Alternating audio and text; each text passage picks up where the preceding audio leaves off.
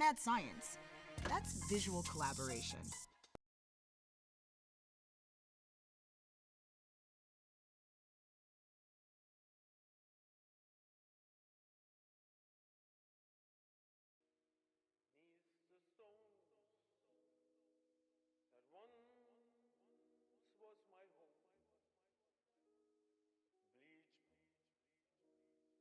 Neath the stones that once was my home, bleach neath the stones that once was my home,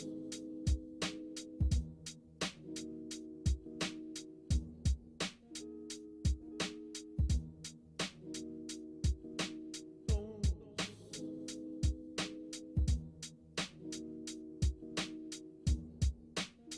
Let's go! We're back! We're back! You can't start off the show without feeling something.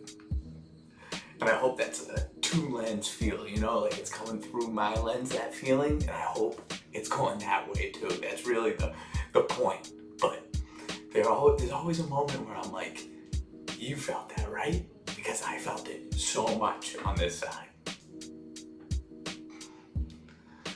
Let's get right to the action. We got some serious stuff going on here.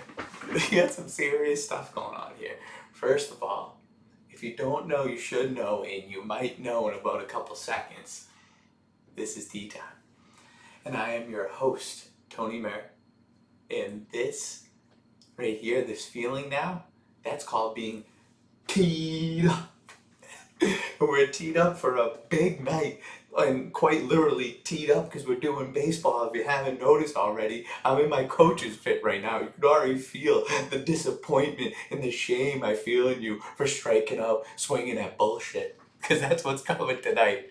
You're gonna see a lot of that coming tonight because, like a lot of people out there, probably a lot of people viewing this, you're very familiar with Little League Baseball.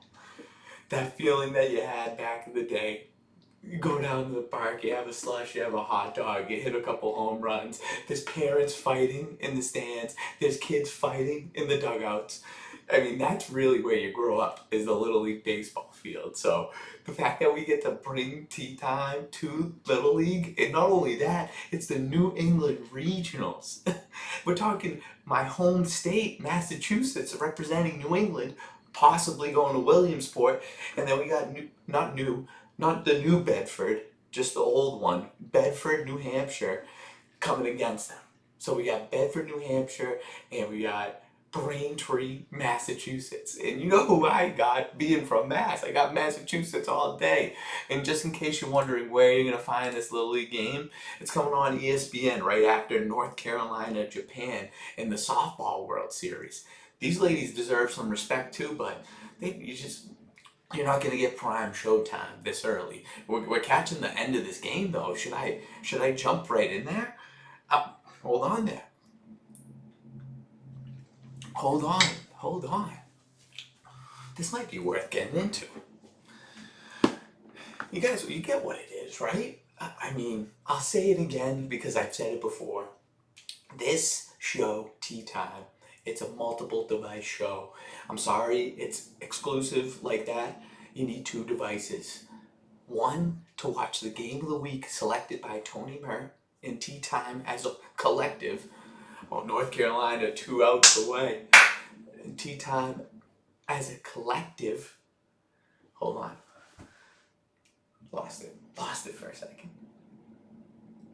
Oh, the two devices. Two devices. One of the things that you're watching is the game of the week on your big screen. You're dedicating the big screen to the game of the week. And then a little screen, a screen that's not as big as that screen, but still a screen nonetheless, a virtual screen that you could view things out of. That's where you that's where you queue up Tony Mer and Tea Time. Just on the corner. But what's going to be the loudest part of your sensories and senses is not the visual on the big screen. Despite it being on the big screen, that's not what you're focused on. That's not what you're paying attention to. What you are paying attention to is that little that little guy out in the corner, that little motherfucker in the corner, because he's going to be illustrating and depicting something magical to you. And soon enough, you're just in a state of la la land, just knowing that you're being tickled from all over. That's the feeling. That's the feeling. The coach here, the little league coach, he doesn't make you feel that. Well, he can make you feel that. He can make you feel warm and fuzzy, like he accomplished the world, and he can also make you feel down here when you're not acting right. But that's how you learn, and that's why we love the little league baseball coaches, because even though they could have been telling you, you don't do this, you don't do that, you don't throw your bat, you don't smash your helmet. I had to be told that multiple times, and let me tell my little league coaches right now, I did not learn a damn thing. I'm out there on the golf course throwing shit. You don't learn. You don't learn. It's something. But what the coaches would like about that, if there's anything to like, which there isn't much, but you know that's a guy that has passion behind him. He wants it. He wants it. So they don't ultimately, I care, but gotta direct those emotions in the right way. See, the actual coach is gonna be pissed about I'm taking over his job.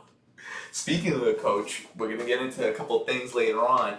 What is customary? Congrats, North Carolina. Congrats.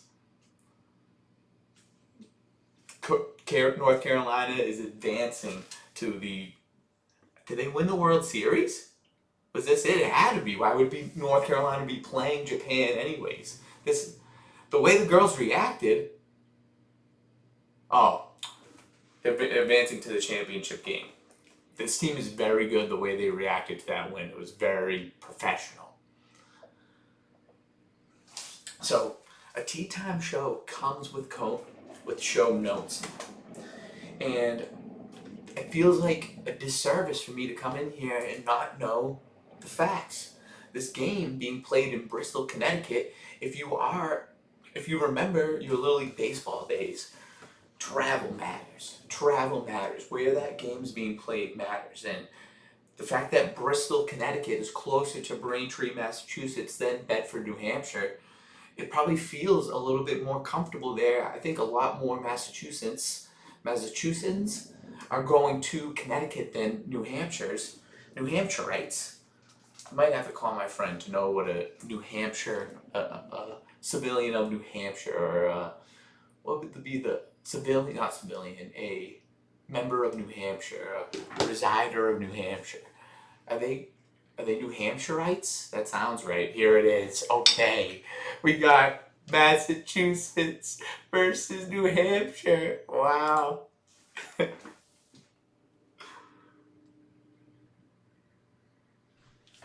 Let's go. So, some things that you should know about these teams going into this.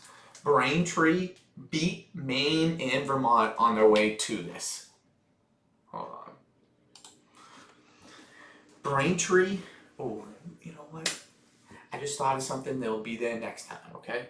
Braintree beat Maine and Vermont on their way to this regional championship game. This game is to go to Williamsport and play in the Little League World Series. So this isn't technically the Little League World Series yet. It's to get to the Little League World Series and represent all of New England.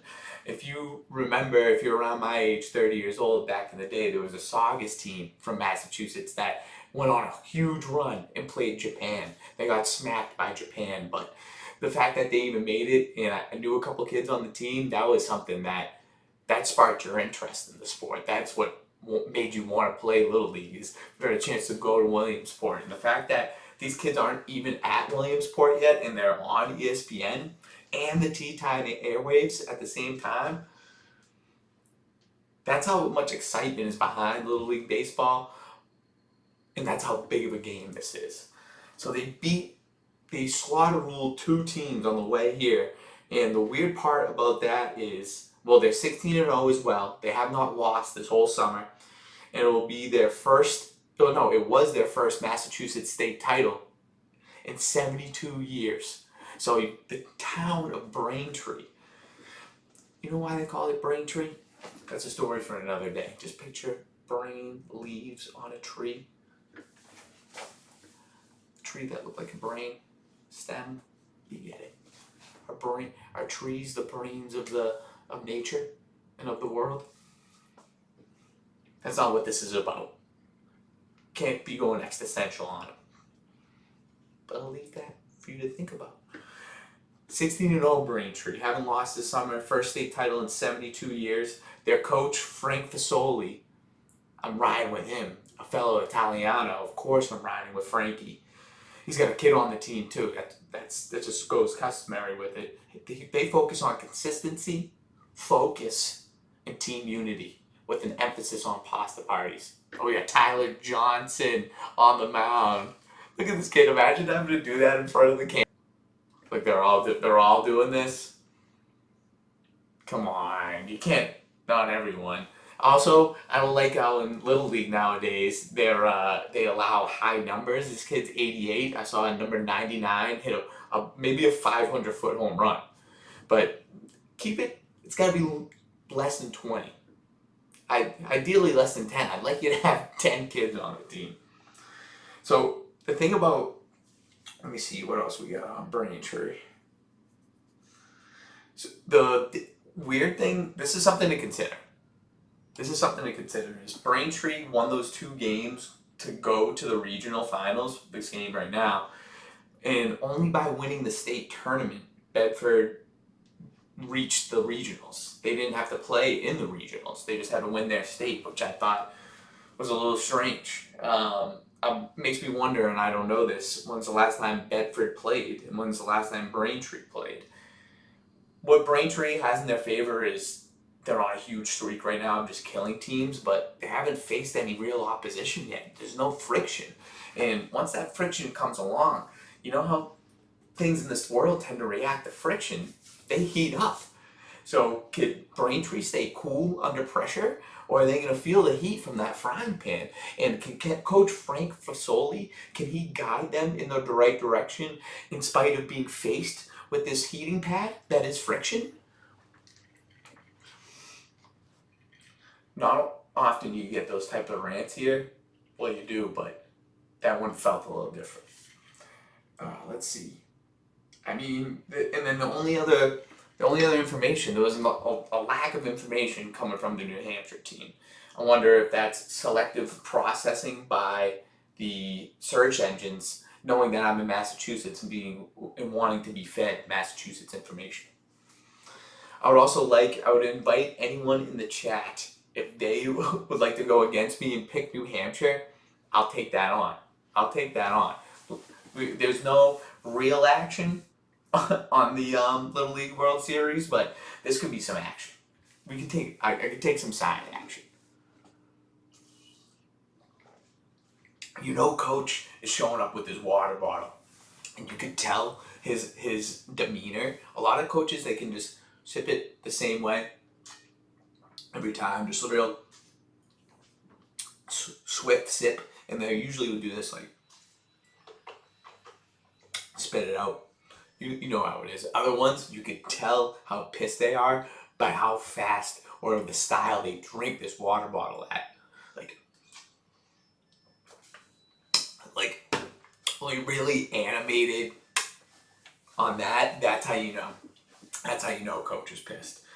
2 kids to pay attention to on Braintree. The first baseman, Owen Kippenham. He had a big performance in the state championship. Here we go. All right, this is what we're going for.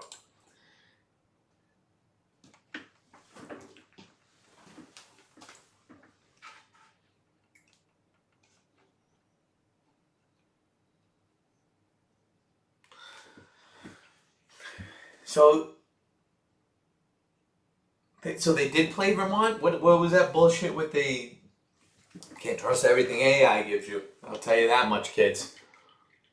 All right. You got the visor on. He's got the sunglasses. You got this. Tyler Porto coming up first. I'm zoning in for this. Who's the catcher? I don't know him. Jake Duhane. I was a catcher back in the day, so I'm going to be paying close attention to these catchers. Frankie Fasoli III. I like Fasoli III. I'm also an Italiano. That is the third. So Frankie, I feel you. Frankie Fasoli, number 3, or the third of his heir on the mound, donning the number 2, feeling loose, feeling right for the moment, and he says, "This is Frankie's time. Frankie, do the spanky on New Hampshire." That's what he's telling himself right now, little Frankie. This is a beautiful night for baseball. The field looks wide open, looking like Field 2 at North Reading Little League Fields. That is a deep center field, but not too much for these kids. Fasoli with the pitch. High, and the kid swinging and missing from New Hampshire. Who do we have at the plate from Bedford? Tyler Porto, 12 years old, a good old 103 pounds, feeling all of that 103 pounds. That's a he. That's a he. Looked a little bit on the outside corner, but ump says it's a he. It's a he. It's a boy. And here comes a pitch for Soli. He's throwing heat early. I would like to see a miles per hour on what this kid's throwing. High, but the kid Porto fouls it off from New Hampshire. We got a melon-colored glove, and there looks like there's some action on that pitch. I can't quite tell if it's a fastball or a curve, but you know, that's just the Fasoli way. Fasoli does it his way, he told me. And wow, that was belted down the third base line. Thick grass in the outfield, gets caught up before the fence. To the shortstop, that is an easy double, and Porto is pumped on second base. He knows what this means to the state of New Hampshire. Live free or die, that's how you get a double for that statement. He left one hanging right over the plate. Fasoli. He looks like he's throwing a curveball every pitch, and that's not what I would advise. Fasoli in this game right now, I'm not sure what he's pitching. Flynn Kelly, that could be Kelly Flynn, that's Flynn Kelly instead. That is blowing outside. Flynn Kelly, he's a tall looking fella, wearing the number 44. You cannot be 44 without a little power behind you. So Flynn Kelly is going to show that power. Oh, we got a weak dribbler to third. He looks him off at second to first base, safe.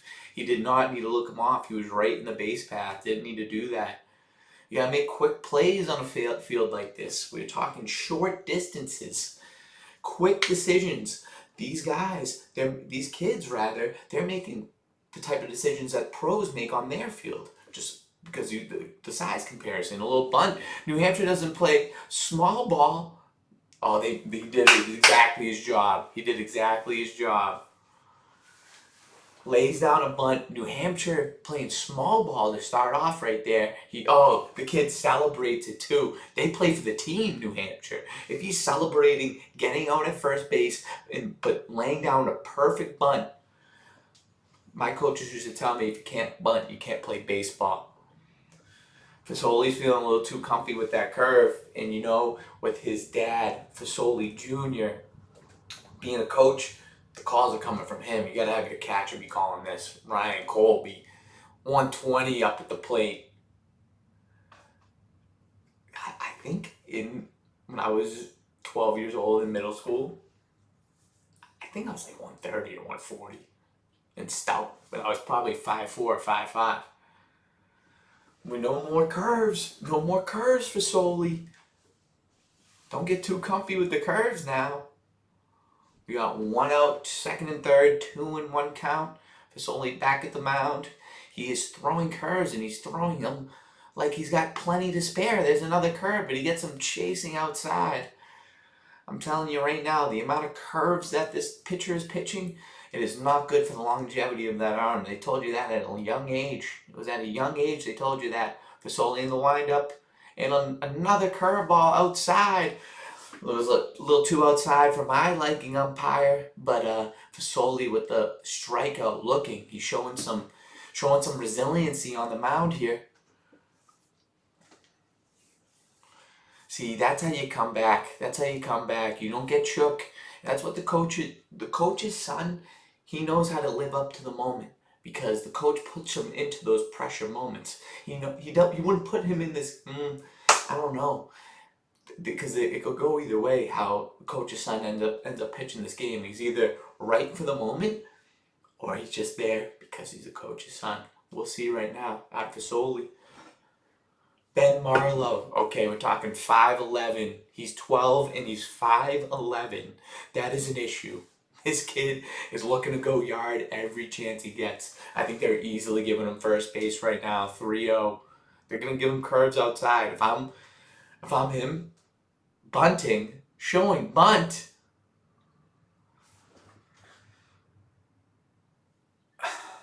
Showing bunt, they walk him pretty much intentionally. Load the bases. I think that's the right call. When you see someone 5'11" in the 6th or the 8th grade, you don't mess with them. Or was that it's 6th or 7th grade? It's 6th or 7th.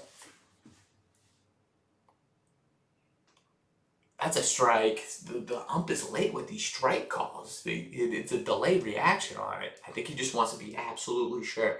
Leave no doubt behind the call real hard. See, Colton Demers, he was built like me. 5'2", 125. A little bit of beef on him.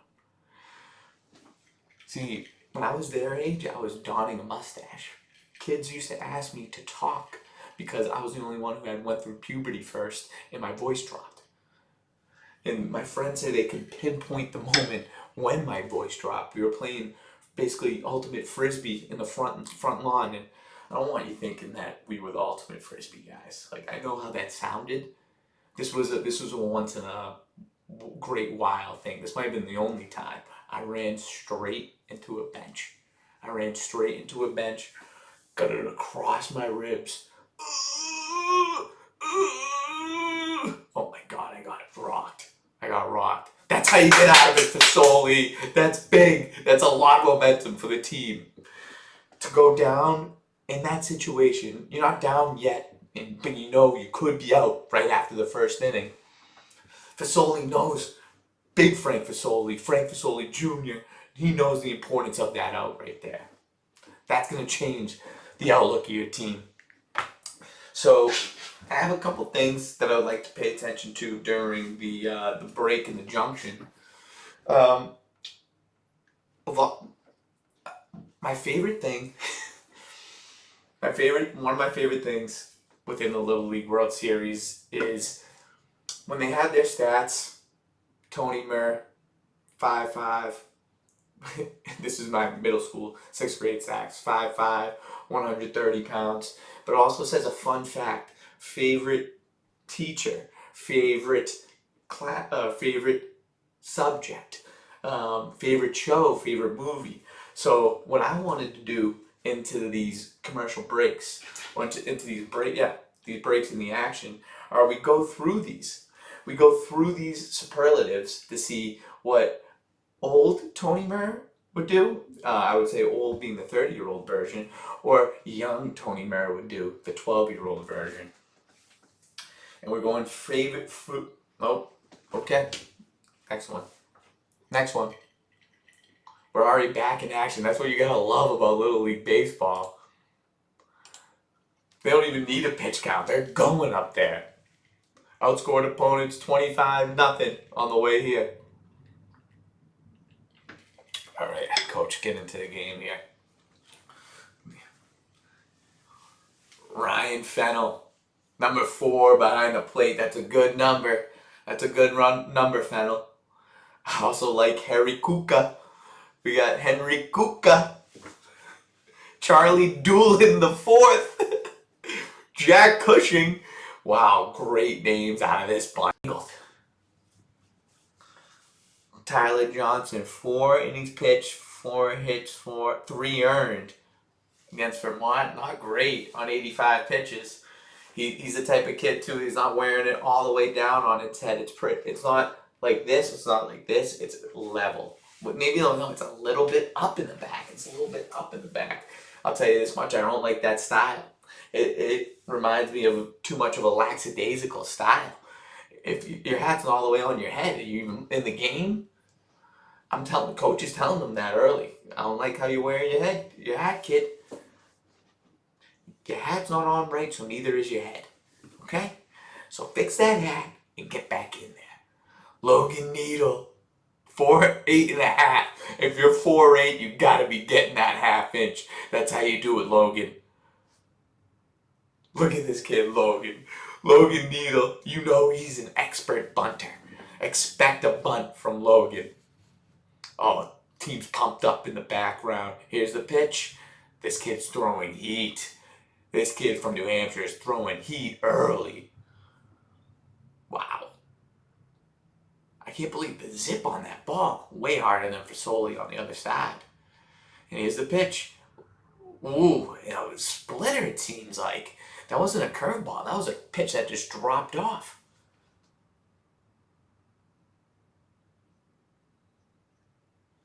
Oh, they haven't played. They don't like downtime when it comes to Little League Baseball. They haven't played since Monday.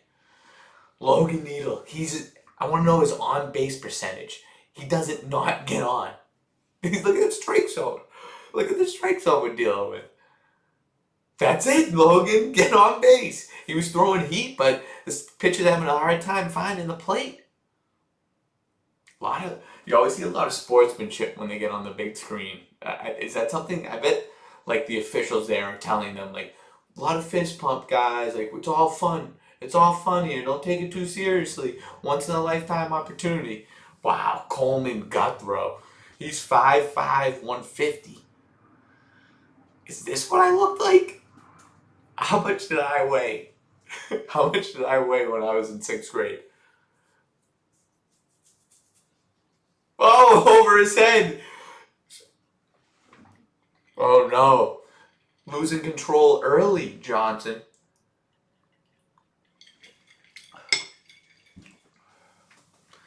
If I looked like this when I was in 6th grade, no wonder I was good. That's a way unfair advantage. Look at the pitcher compared. Look at Logan Needle on first. Oh, easy out.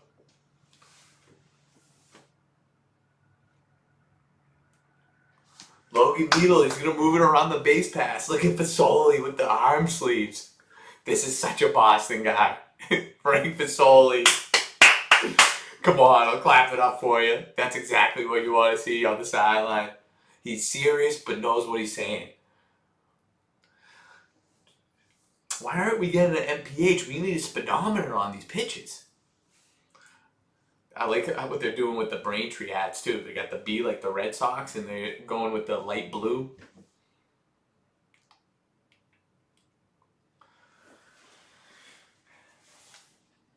Wow, I mean, Johnson's having a tough time finding the zone right now. Is he feeling the pressure? I feel like he's been throwing better pitches than Fasoli, but just not in the right spots. And the pitch from Johnson, he's squeezed. Oh, he's getting pissed, Johnson. Johnson's getting upset with how he's getting squeezed. I do think Fasoli was getting some favorable calls.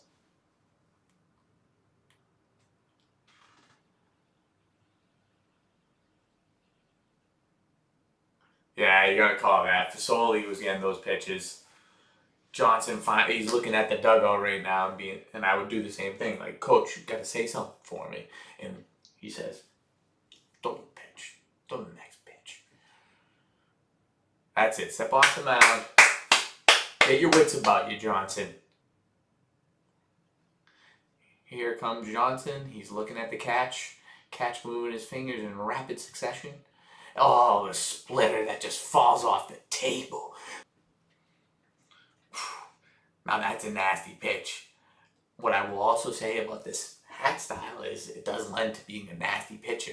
You know, he wasn't seeing any of those pitches. I don't think he swung at one. He swung at that last one, but after that he was fooled. Ooh.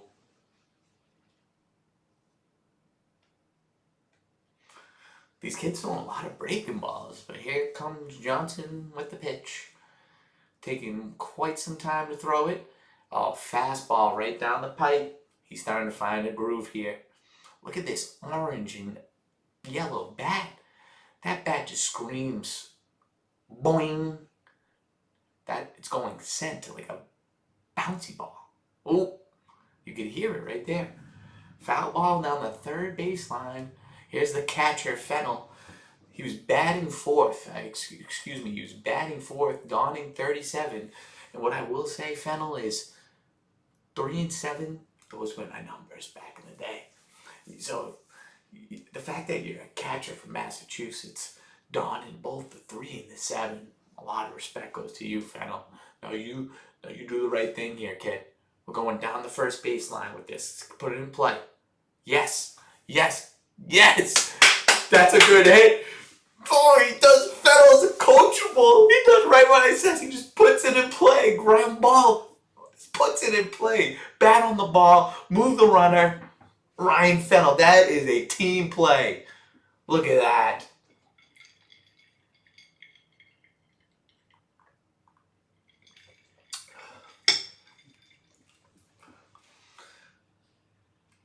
Logan Needle on third base. This catcher's shaking in his boots. He doesn't want to get ran over by the Mack truck. That is Logan Needle. Frankie Vasoli, the pitcher, coming up to bat. Is he a dual threat? Otani of Massachusetts. We shall see in a few short moments. Here's the pitch. That is fast. Johnson, he's settling in. He's finding his zone, but he doesn't have that untouchable speed that I would be used to seeing at this moment. The championship game to go to Williamsport, these kids should usually be throwing 80 miles per hour. I'm clocking 72 on the visual eye acuity test. Johnson taking his sweet time on the mound too. A lot of timeouts he's calling. A lot of staring at the catcher. I don't like how the catcher is calling the pitches either. You don't go 2-1. You don't go 1-2. You give him one pitch, and you don't put it on the inside of your legs. You just move to that side, and you clap on the opposite side. You clap on the opposite side. You call it high, pretend to call it high, and you go low. It's all about the trickery, the deception. I'm pissed at my catcher for that one. Because he missed his spot. The pitcher missed his spot, and the catcher had to switch his arm angle up. That was a strike. Called the ball because the catcher caught it weird. That's the type of shit that's gonna happen in Little League. This catcher, see, Fasoli was getting those pitches. This catcher is catching him going away. Is it because Johnson's not hitting his spots though? The Fasoli duo, coach and son. Come on, Fasoli, step up. Nice hit, kid. Nice hit opposite field.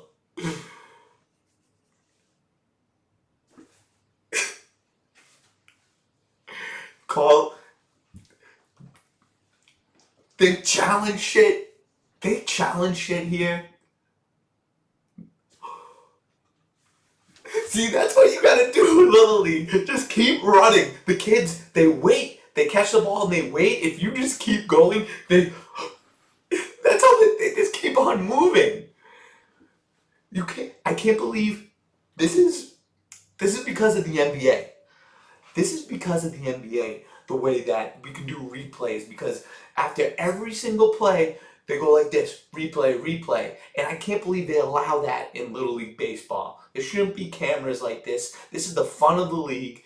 This is too much. It's simply too much. He was safe. How are you supposed to tell from that angle?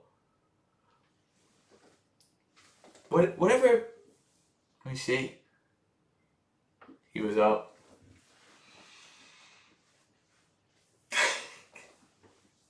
He was out. I say corrected, but this ain't the first time.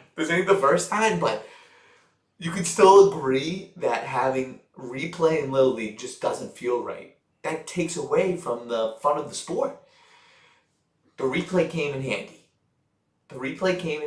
Wait, did they call it safe? No, it would have been 3 runs. It would have been, no, wait. They did call it safe. What? That was, wait, what? I should have been plugged in. I should have been plugged in for that. Where's my sound, people? Where's my sound? Motherfuckers aren't doing their jobs around here. It's time to step it up.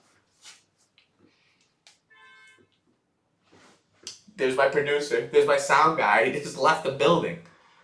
Oh my God, Massachusetts showing up. They just run. Ooh. They went against my philosophy on running the bases too. You just send them. I used to make a living on the base pass. Just what I used to do, bases juiced. I'd be on first base. I'd take a huge lead. I would lead all the way to like halfway to second base. And I remember one coach who coached against me and then coached me later that same summer. He goes, "Don't worry about this clown on first base. He's not going anywhere." Pitcher, his son, proceeded to try to throw me out at first, bounce off my stomach, couple runs scored. That's how you play. I was ahead of my time, knowing that these kids don't got it. They don't got it like Charlie Doolin the fourth. Johnson is throwing good pitches. This catcher he's too upright. He's not fully crouched, so he's almost going down with the pitches. Every time. Your own your own catcher pitch.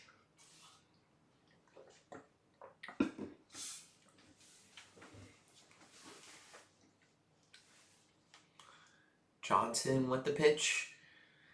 A curveball that goes right down the pipe. When he had it down I think Johnson said something to him. I think Johnson said something to his catcher right there. He did not go. Pitcher and catcher got to be first people to talk going out of an inning. And you could tell Johnson was upset. All right.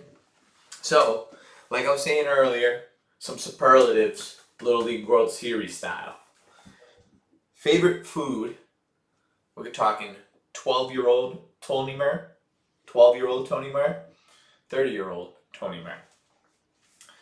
Favorite food, young Tony Murr would say, Mom chicken cutlets. And Mom, no disrespect, they're still one of my favorites, but they're just not my favorite. My favorite ever. I elevated just a little bit, chicken parm. Chicken parm would be my favorite food. However, cheeseburgers are making a run right now. They've always been number 2, but there was some distance. It's almost like I just don't want to say cheeseburger because it doesn't sound good. It doesn't sound good to be your favorite food. You sound like a little kid. I like cheeseburgers. So I'm going to go chicken parm as a 30-year-old Tony Murr. Favorite subject in school? Math. Math for the young Tony Murr. This is still a forte of mine, but like back then what the math was, like multiplication, geometry. Geometry is a stretch. Quick mental math. I was always good at, okay? The commercials are quick around here. My favorite subject to learn about right now, conspiracy theories behind album covers. I heard something about that today for the Beatles. Alright, we're going back. Let's go. We're back in action.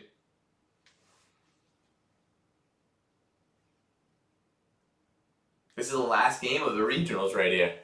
Go NH. Do you really say that? Do you really say go NH? I don't believe that. I don't believe it for a second. I'm waiting on, when we doing a horse race, it is a little early for a tea time show. It is Thursday. It's a nice Thursday during the summer, but ooh, that hitting performance from Fasoli is going to rub off on him on the mound because he's going to go out there with a lot of confidence, not only providing RBIs, being the provider of the RBIs, but his team being up 2-0. These bats, the bats back in the day had some looks to them, but these, I feel like they're AI machines just going home run, home run, home run. There's no way these bat companies now, they don't advertise that AI is built into their bats. So the horse race leaderboard, I forgot to mention, Nate, he was the late winner just coming in the last day of the month and winning the last race, which was worth 2 points. I haven't heard much controversy from anyone saying that they were upset about it, so Nate won easily. So I gotta give a shout out to him. And I'll shout out my boy Tom as well. I haven't seen Tom in a while. He was the horse race winner from the month before. I gave him his True Field golf balls. So they gotta be feeling good right now. They got a full, well, Nate, man, I played golf with him that same day. I gave him the True Fields, and he donated a lot to the course that day. He wasn't feeling true about the True Fields. He feels true about a Pinnacle. So I took him away from his game, but he was appreciative nonetheless. Tom, he said he's pumped about those. But we got a new month. This is the first stream of the August month. And that means a fresh horse race leaderboard. A fresh horse race leaderboard.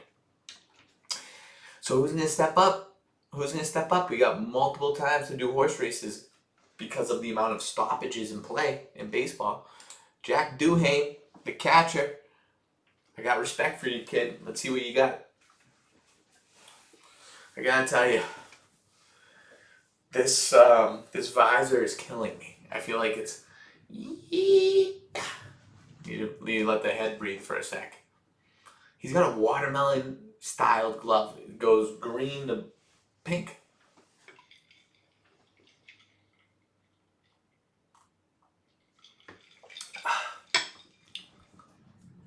Nice.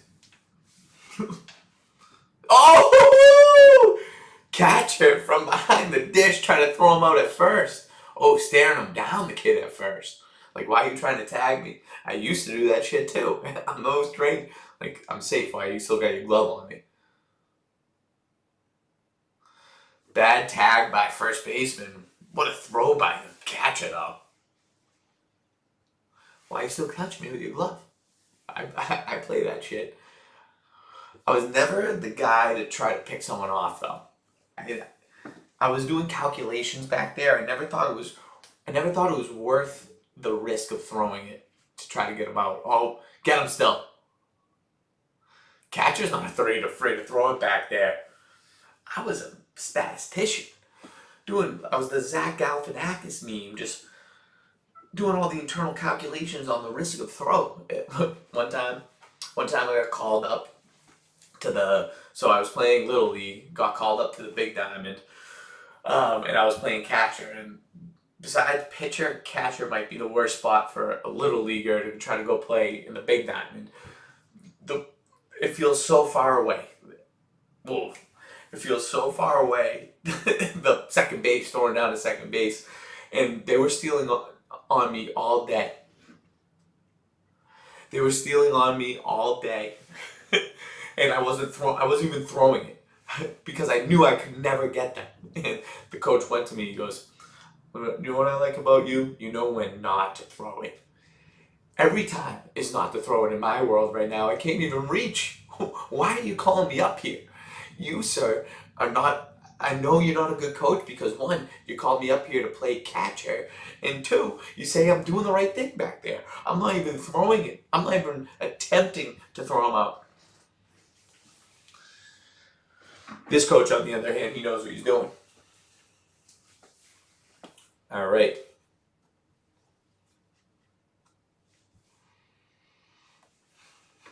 When you get back into that zone,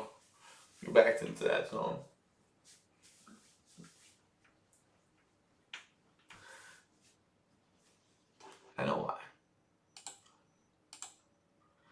Vasoli, he's hitting that same kind of, maybe if you would divide the plate into fourths, inner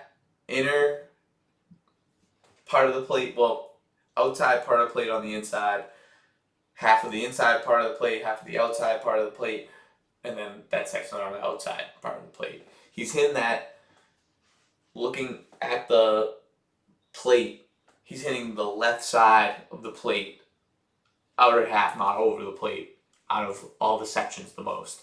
If you were to give percentages, he would be a good 45-50% on that section. And that's what I'm talking about, the statistician. There he is again, poking his little head out, saying, "Watch, oh wait, you want to see Soli." Here's what he's saying. All right, guys. So I know we're in a predicament right now, but this is why we practice. Remember that first guy takes a lead off the third, and then you throw him at a third? Catch. I want you on that page, okay, guys? Relax. We're in a great spot right now. We just got to know what we're made of, okay?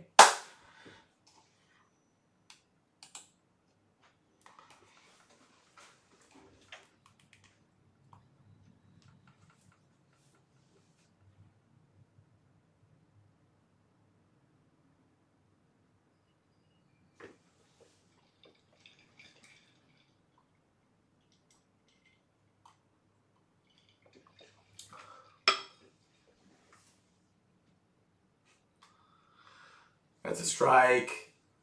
This I'm very inconsistent.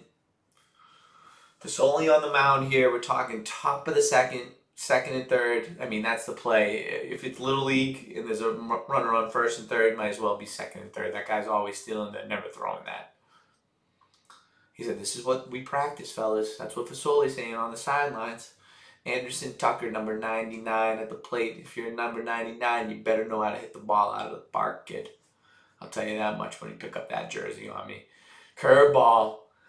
Gets him a little off his rocker right there. Fasoli a little off his rocker. I mean, no, Fasoli caused the rock swing. Oh, he's going right back. I love how he just goes. Nice. Ground ball. That's okay. We can survive with one. That's another out. So we got 2-1. Runner advances home, and the runner on second goes to third. So we got 2 outs, man on third, 2-1, Massachusetts. New Hampshire got their first run of the game right there.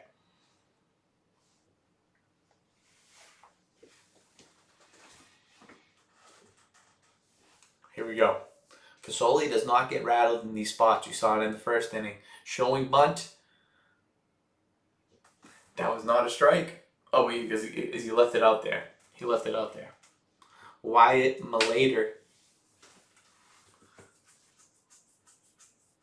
Oh, that was a strike. That was a strike. Great pitch for Soli. Great breaking ball. Wyatt Malater.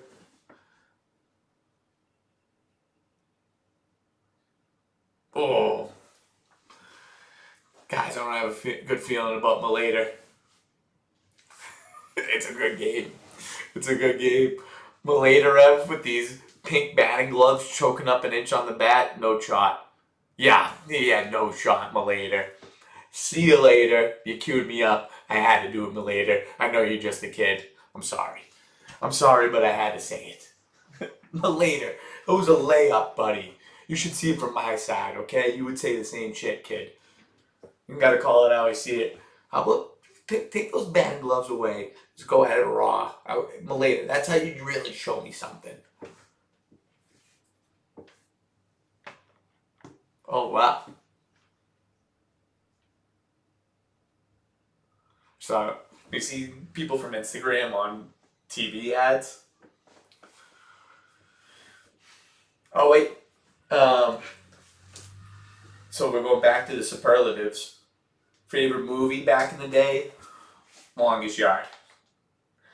I would watch that movie probably more than any other movie besides like The Lion King. I saw The Lion King a lot as an even younger Tony Mer.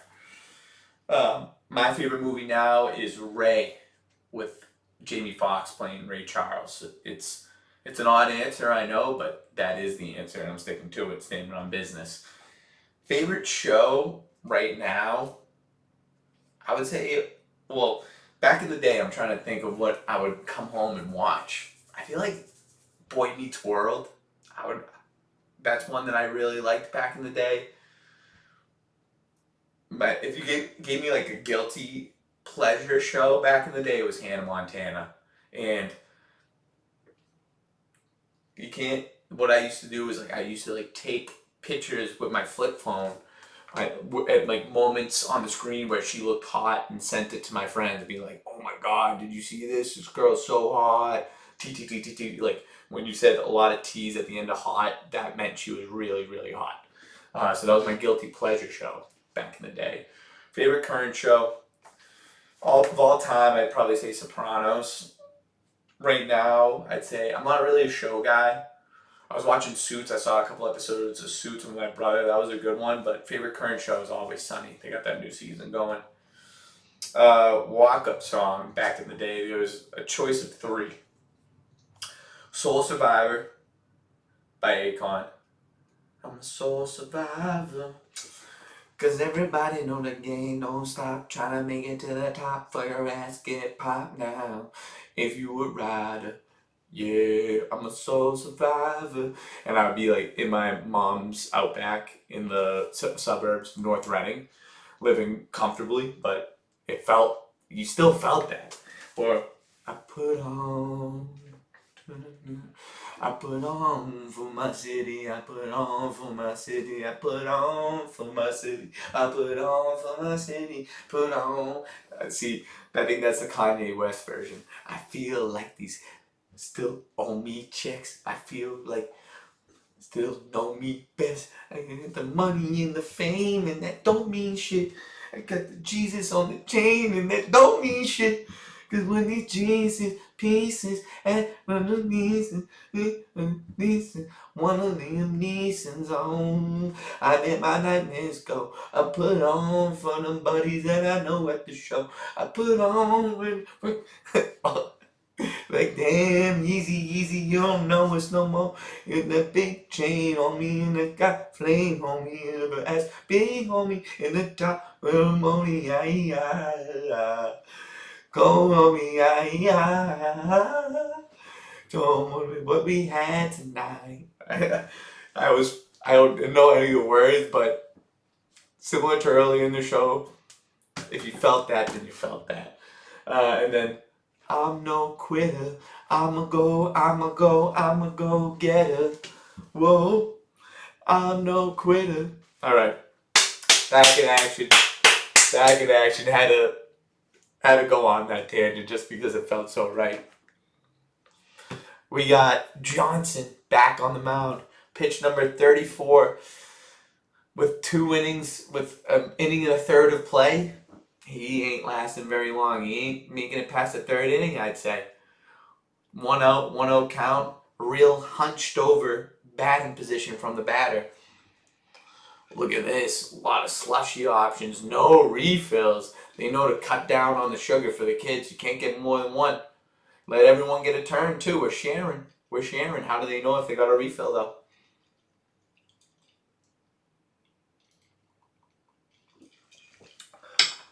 Jack Cushing, 5'4", 115, nicknamed Cush. That just makes sense. Cush, let's just say I know what you're going to be introduced to by the time you go to high school. This guy's going with a real crouch stance. Good piece of hitting right back up the middle of center field. Cushing with the real crouched Jeff Bagwell stance. Still puts a good lick on it. Go for a first base. Little break in the action.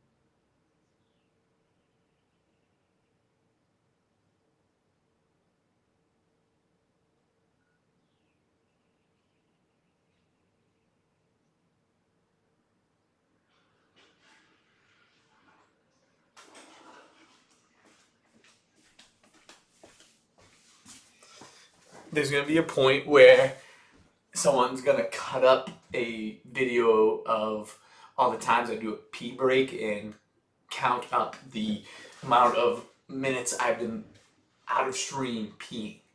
I'm going to want to know those stats. What a play right there by the pitcher. All right, Johnson's starting to show up. Bottom of the second, 2 outs, man on second. 41 pitches into this, and he's starting to settle in. He's still throwing heat. I can't believe we don't have a speedometer on this. They usually do. Little League umpire. What causes you to want to do that? No one likes you as a Little League umpire. You're an ump. We're supposed to not like you. It's like a politician.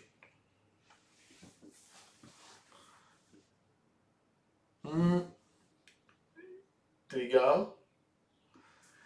So he's basically the first base umpire right there. I'm standing by my home plate umpire on this one. Standing by him. Stop asking me.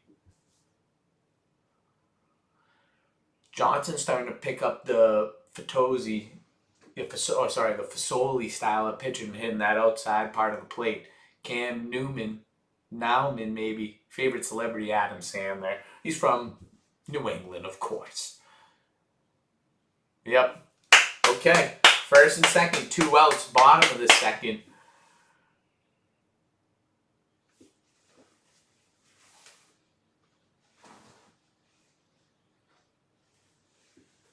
New Hampshire getting its correct shout out.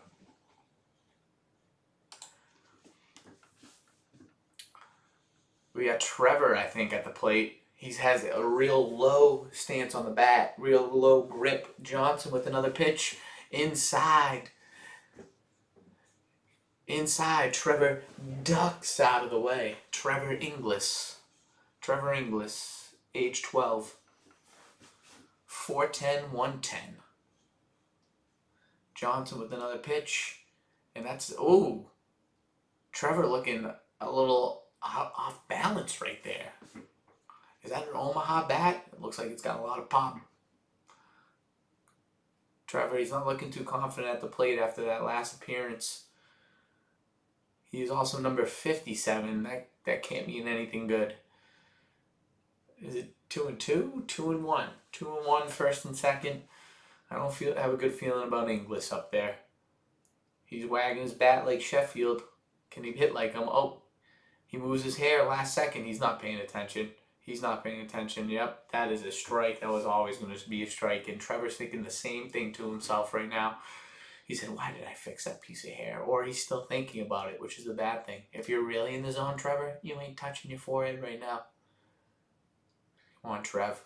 Oh, see, you're lying to me. Trevor, you're lying to me when you say, oh, yeah, I'm seeing that. You're not. You move out and in. Trevor, you're not. 3-2. Johnson, if I'm the catcher right now, I'm telling Johnson, throw it right down Broadway. We need a strike. Oh, he hits it right back to him. Oh, the toss over the top of the head. Johnson's really feeling it now. This kid's got a lot of swagger. Wow, look at this. Great play, right in his glove. Look, he stares at him over the head. Wait, I need to see this. Nice, that's going to be Sped's top 10. Look, he looks him off, throws it behind him. Oh my God, I would want to tee up on this kid next inning. That sent me up.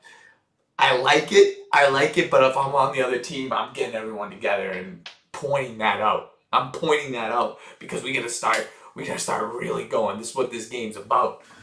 Going back to these nice little superlatives, my walk-up song now, I can't say my taste in music has evolved or changed that much at all. It'll be something Gunna. That's who I've been listening to. And someone who makes me really feel a type of way when I listen to his music. Him, Russ, and Drake are the 3 artists that make me feel the most when I'm listening to their music. One of one. I think I would do one of one. Pre-game rituals. Back in the day, get in the pool. You get in the pool and you listen to Lil Wayne in your bedroom as you're getting ready and throwing on the Under Armour underneath the baseball uniform. You had to be listening to music up in the bedroom. My pre-game ritual now, if I was going into a Little League game, honestly, I was a big groin stretcher. I'd do it like a little side to side. I'd be doing this, but also like sipping. You gotta have like 2 beers to get really loose out there. It would be 2 beers and a sway of side to side.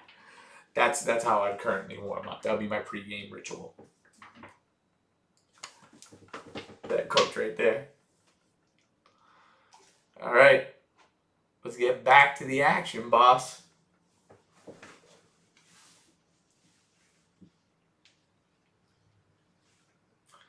Winner advances to Williamsport. Loser goes home and back to school. What a graphic. Wow, right? That is a little harsh. Wow, not only are you not gonna go win, but you're gonna go back to school. How's that feel? How's that feel, kids? But that's gonna motivate me. I wanna go back to school. First day, fresh fit, knowing I went to Williamsport. The ladies that day. Hopefully I get my braces off that same day too. I'm probably wearing an Abercrombie shirt and some Timbs with some faded jeans. I mean, that fit was going back in the day. That was heard down the hallways. It's either that or I'm wearing my Sooners Adrian Peterson jersey, pretending to moon someone in the hallway. Teacher saw that.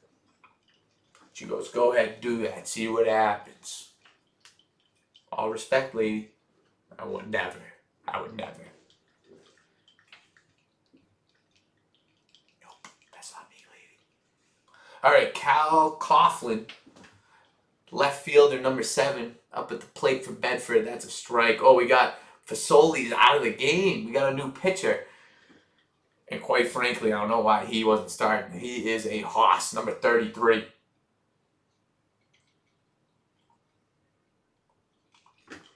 Guthro. When your last name starts with a G, something about that says to me, big fella. Because we had a Matt Guthro back in the day. He was packing a wallop. He had some meat behind him. Whoa. Don't do that. Don't go there because I went there before you, so you can't go there after. And if you want to go there after, then you got something wrong with you. Ooh, Guthro, first batter of the game, single up the middle. Oh, they're pumped. Come on. His grandfather's watching. Come on. That's what it's about. That's what it's about.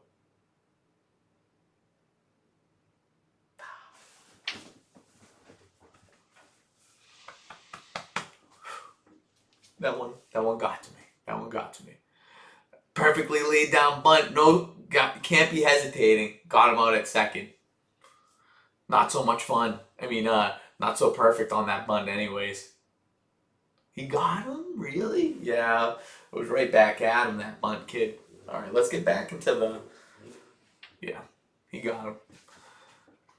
Let's get back into the zone. Guthro, number 33, with the slow windup and the pitch easily knocked into left field. Just happened to be right where you were standing. Talk about right place, right time for Tirada. He shows off to his girlfriend in the stands and says, "That's why you go out with me, just because I was in the right place, right time." He was just walking through the hallway one time, looking dapper. He had a collared shirt on. She said, "Double play. Only need one. Only need one." Massachusetts, going to the bottom of the third, up 2-1.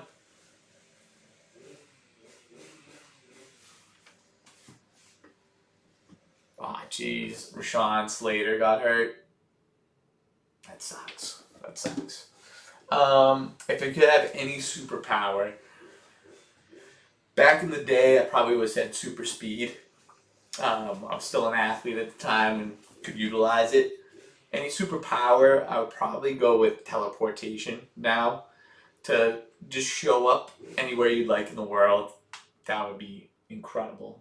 Do you think that would be possible in our lifetime? I kind of do. It's something will be horribly wrong about it, but I think people will be able to transport in our lifetime. Teleport.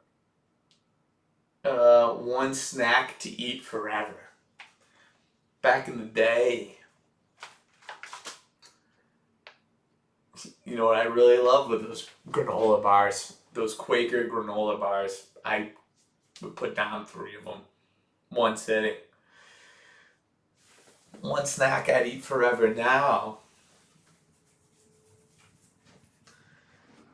I'm thinking about it too, practically. Because, like, back in the day, I probably would have said, like, chips or something. Like, not the granola bars. Oh, no, I probably, maybe Fritos, I would say, back in the day. I used to like Fritos a lot. Now, I'd say, like, dried mangoes.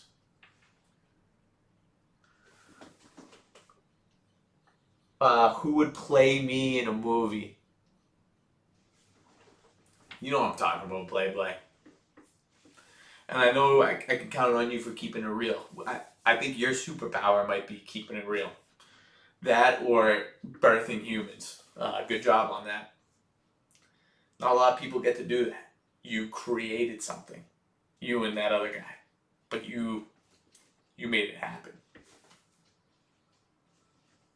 How you doing? That's exactly who I was going to say. That's exactly who I was going to say.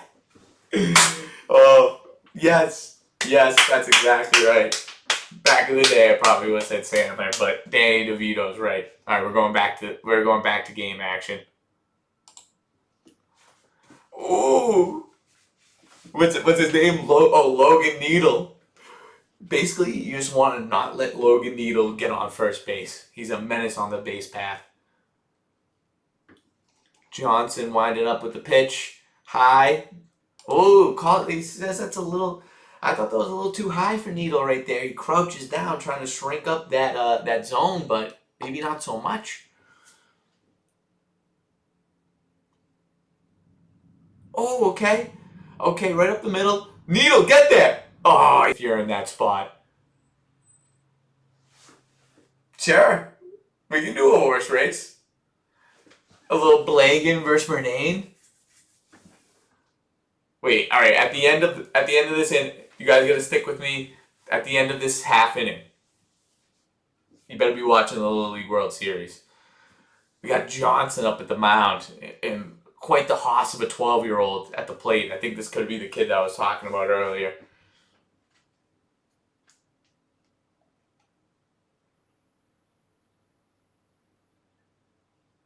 Come on, catch.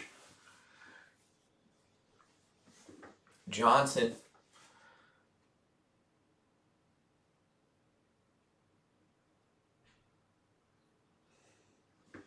Where would you rather be? Where would you rather be? Get Bowden in front of the screen right now.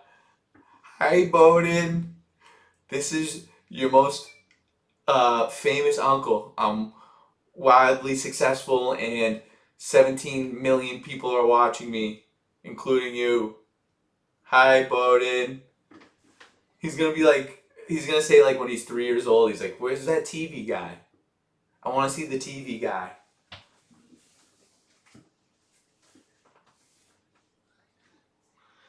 All right, here we go. Okay. Guys, we got 2 outs, bottom third, 0-1 count. New Hampshire on the mound against Massachusetts. Massachusetts up 2-1.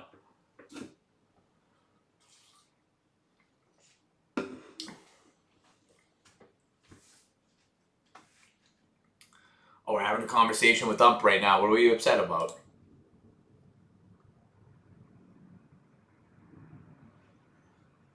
Oh, they got something. Oh my God. Let's be real here. Come on.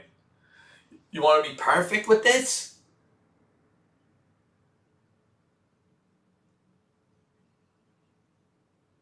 Come on. This is taking too long. I like how the umps are so intently watching. Yep. That's some good movement right there, Dad. I would do the same thing. Gotta get all that dirt out to be safe. Gotta get all that dirt out. That's how you get all your power from that back foot. Yep, I totally get it, but I just want to make sure we're clean. We gotta play a clean game, right? I mean, they're only kids, right? Let's be real. Oh, what a play by Short! What a play by Short right there! That fired me up. Oh my God, this kid Johnson, he's got a little something to him. He's got a little juice to him. He points at the shortstop and says, "You got me." This game settled down from the first inning. That first inning could have been the deciding factor of the game. All right, Mr. and Mrs. Horse race. Get your horses in.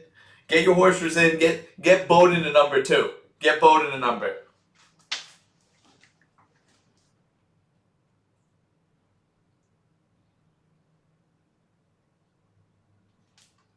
Give Bowden a number. Where'd they go? Where'd they go?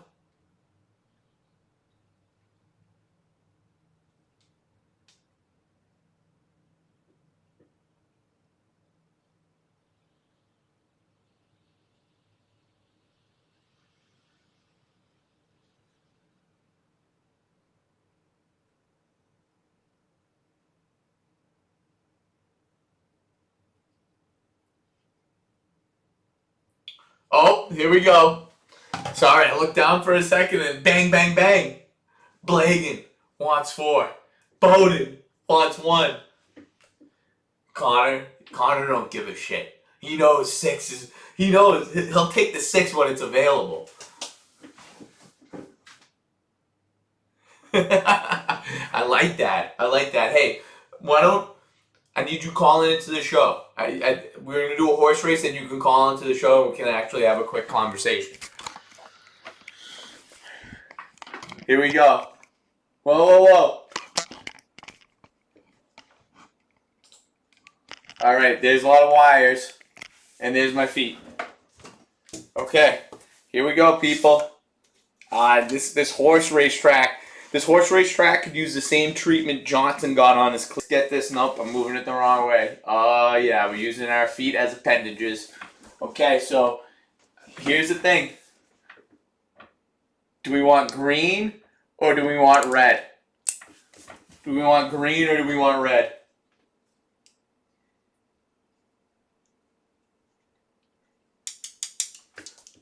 Up to you guys. Green, red. Green, red. There we go. Blay. Here we go. So to break it down, Bowden wants 1.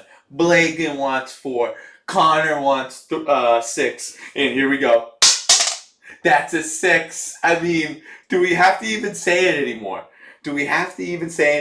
6 is a hot horse. You pick 6, you're in a good spot. That's the right choice. That's a 2. That's a dead horse. That's no one. But the reason I keep the dead horses on there is I want you to feel bad when you pick the wrong horse to win. Here we go. 4. That's Blagan. That's Blagan's finest. The best Bernane, I might say. 2. Basically, if you're an even number, you're in this race. Bowden, you're slow, buddy. You're sleeping. What you have for dinner? Do you have ice cream and pass out? 6! Oh yeah, I mean 6 is behaving like 6 does. Wait a second. The 6 horse wants to talk to me. Nate has 2. He's an idiot. There's 2! There's 2. Come on now. 2 again. No. 2. Bowden is asleep. He's drunk right now. How many beers did he have with that? 2, I mean 2's looking really good. 5, okay. I mean 5 had to happen, I guess. 1 and 3, still hanging out the gate. 3, okay. All right, it's honestly, it's time to shake Bowden and wake him up and say, come on, you got a horse race to win. Come on.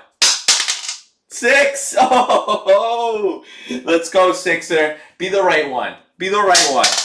6, I mean, guys, this guy knows how to win a horse race. This guy knows how to win a monthly horse race giveaway. He's about to win another one. First one of the month. 3. Okay, a little 3. Bowden, I think we need to wake Bowden up, guys. 1! Wake him up. That's a good one. Come on, Bodie. Come on, Bodie. Move in. Move up. 5. Okay, five's really no one. 5's no one. That's a dead horse. 6. I mean, it's the hottest horse alive. When it comes to this studio, this apartment, this city, 6 is a hot horse. So, I mean, come on. He's 2 away. It's not even close. It's not even close. You wouldn't let your wife or your son win? 2. Me, man. I mean, we're calling horses for you, buddy.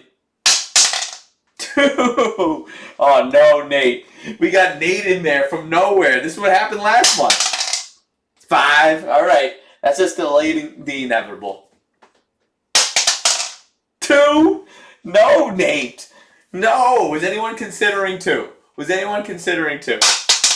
6. That's how you do it. Come on. 6. It's 2. It's 6. It's always 6. Haven't you learned? I don't make the rules. I just roll the die. And it's always going to be 6. He shows up. He says the right number. You win. It's a simple formula, and he's going to stick to it. Good on you. Good on you, mate. Good on you, mate. Yep. I mean, that's the right way to play the game. Let me correctly. We're still accepting donations for this month, but at the moment it's TrueFeels. Horse race leaderboard. Faja, being a Faja, you are up 1.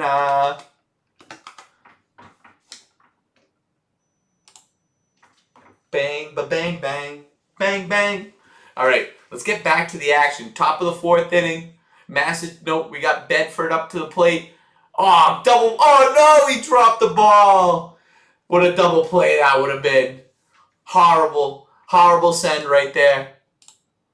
Okay, pretty hot mom from Bedford right there. She was awful excited, too. She's a firecracker, that one. Woo!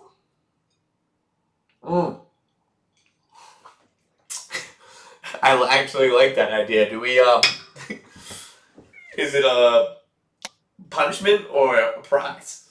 That's the real question. Strike. Oh, but the batter didn't like it. Top of the 4th. Man on third. Tying run on third for Bedford. 33 Goutreau. Oh, a strike. A breaking ball. Number 33. He's got that type of action. Cam Parker, he's batting 7th. He walked and scored a run. His favorite food is mac and cheese. Hot sauce and mac and cheese. Oh, down the first baseline. Hard off the first baseman's foot. That runner's going to score. Oh, wow, the excitement. The excitement is off the charts. These kids knows what's at stake. It's a trip to Williamsport, living out your dreams as a little leaguer, and possibly your last little league season. It is your last little league season.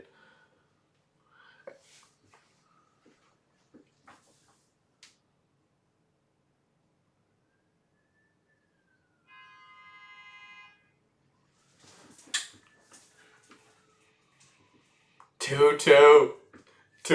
Cam Parker looking ready to go on first base in a ready stance. Can't say that's going to help you much. Goutreau got to settle down at the mound. He's throwing meatballs. I think they pulled Fasoli too early. Get him. Okay. 2-2. That's a good inning. I mean, this is what we're talking about here. 2 errors for Massachusetts. That's what's going to get you. That would have stopped that run, that play at first base. Got to go again. That was only 20 minutes ago. That's scary.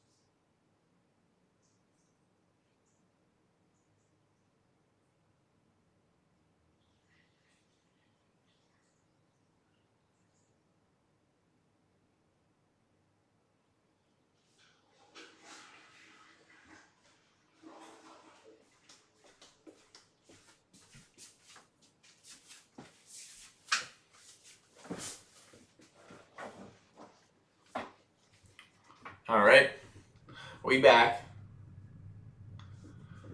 Oh, we got a little. I didn't know we. Oh, wait. I had something good. So we have a starting lineup of tea time guests. At first base, we have Mike O'Brien, Obi. There's no commercials. Tea time starting lineup coming up at the next break.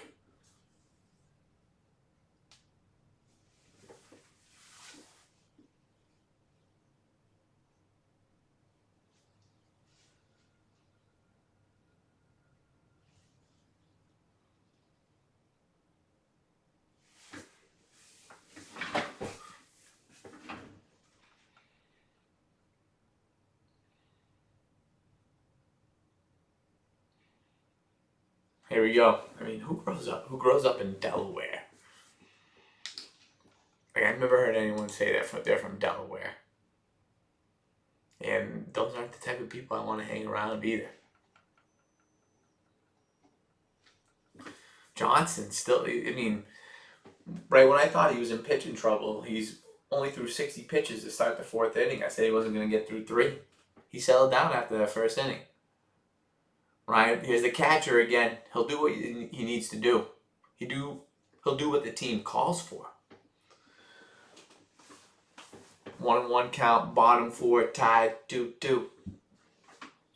Ryan Fennell at the plate as Coach Fasoli looks dauntingly to the plate. Fennell looking ready. Hits it right back to the pitch. Johnson's been fielding his position all night. He knows what it's like to both pitch and catch. They're just kids. Don't go there. I already went there, so you can't go there. Okay?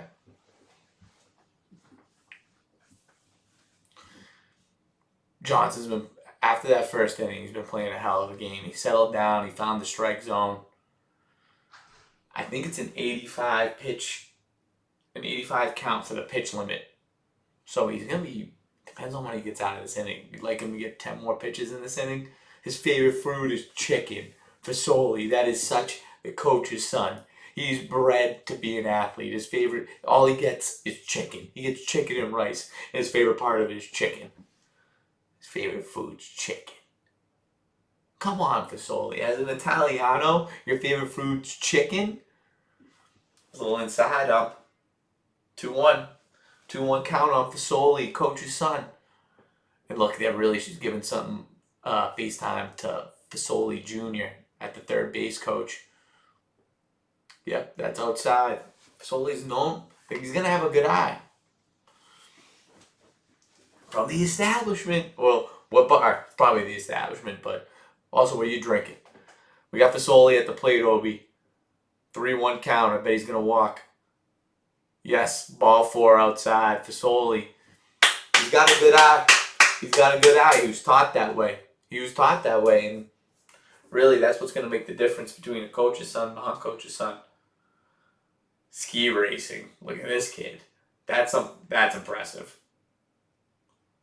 I could never do that. I don't know how that lens on the baseball field, though. I don't think that was Fasoli. Yeah, that's Caden McCarthy. If your name's Caden, you're probably an alpine skier. I'm just gonna. Oh, and his favorite food's lobster. Okay, kid. Get off your high horse, pal. Favorite food's lobster? How about you talk to us common folk down here and tell us what you really like? You like your 12. How about you like chicken nuggets? Chicken fingers, I'll give you. Caden, the alpine skier.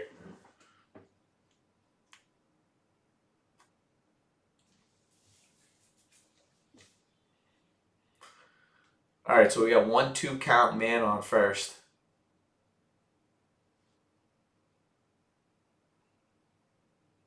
It's the first day of August. You got all month, man. Yeah, you got to keep showing up. Sorry. Ooh, big swing from Caden.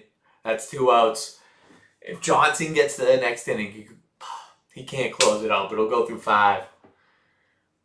Wow, do you block that out, or does YouTube block out fat? You can't even say fat. Fat Shitney taught me that I just need to download the YouTube app to comment on my phone. Wow, wow, they do block. You can't even call people fat. What is this, YouTube? Yeah. How does he know that he could do that, yet he's never in here commenting? Favorite athlete, Charlie Doolin. The fourth. It works for him. You weren't fat rights. You weren't fat rights, Connor, huh? You can say fat.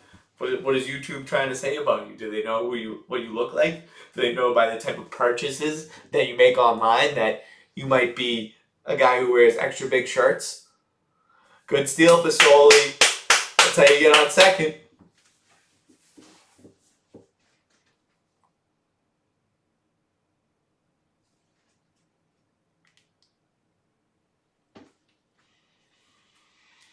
Being special. That's what I tend to do. Here we go, Dooley. No, it's Doolin. Oh, Doolin rules.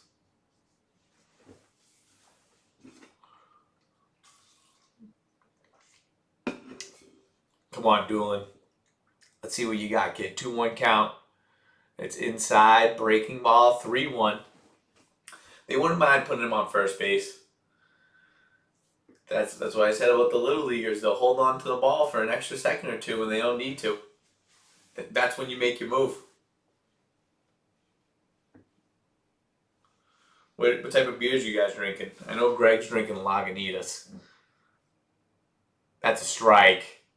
3-2. Doolin isn't looking to swing up there. Doolin is just fine resting that bat on his shoulder.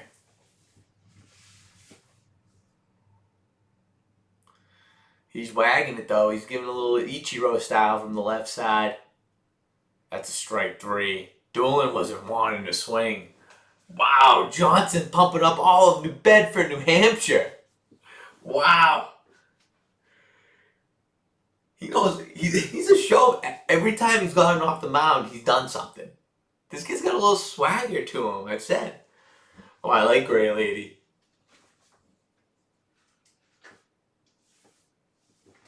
Oh, this is what I was saying. Obi, you'll like this. A starting lineup of tea time guests. At first base, yeah, Mike O'Brien. Obi. He won't even need a first baseman's mitt. He's just going to use his regular glove. At second base, we got Nate. He can really move side to side quickly, and he's got a good glove on him. We got Sedano at short. I can really imagine him captaining the defense and his throw on the run always being on the money. Pitching, we got Evan Wade, of course. I mean, talk about consistency. This guy knew how to find the strike zone. Not a lot of walks with him, and quick pitches too. One right after another.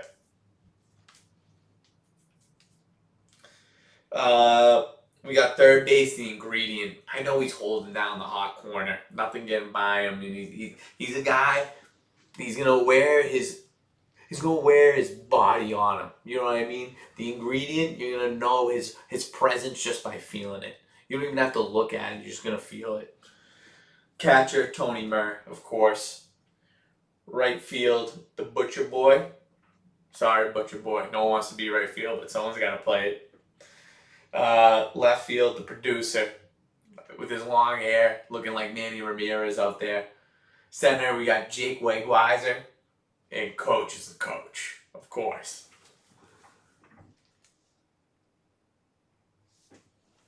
We have enough people. You know what? That's actually... Why don't I do that? In the batting lineup for this team, batting first, the Butcher Boy, Tony Murr second. This is the meat of the lineup. This is where the power comes from. This is where Elon Musk could launch a rocket ship off the launching pad that is the third and fourth batters on this team. Obi, followed by the ingredient. Well, what a catch in center field. But yeah, those two are, you don't want to see that when you're on the mound. Sedano batting 5th, Evan batting 6th, Nate batting 7th. That's someone who's going to make contact and move runners along. The producer at 8th, he'll occasionally hit a home run.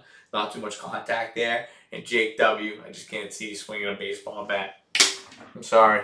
All right, let's get back into this game a little bit. We got top 5. I think they took out Fasoli too soon. I think that's going to come back to bite them. I mean, this kid is they only each let up 1 run. Anderson Tucker, bats 10th.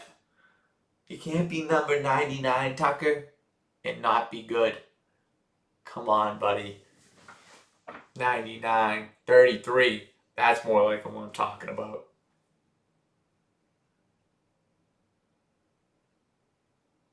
Okay, way to get a piece of that right there.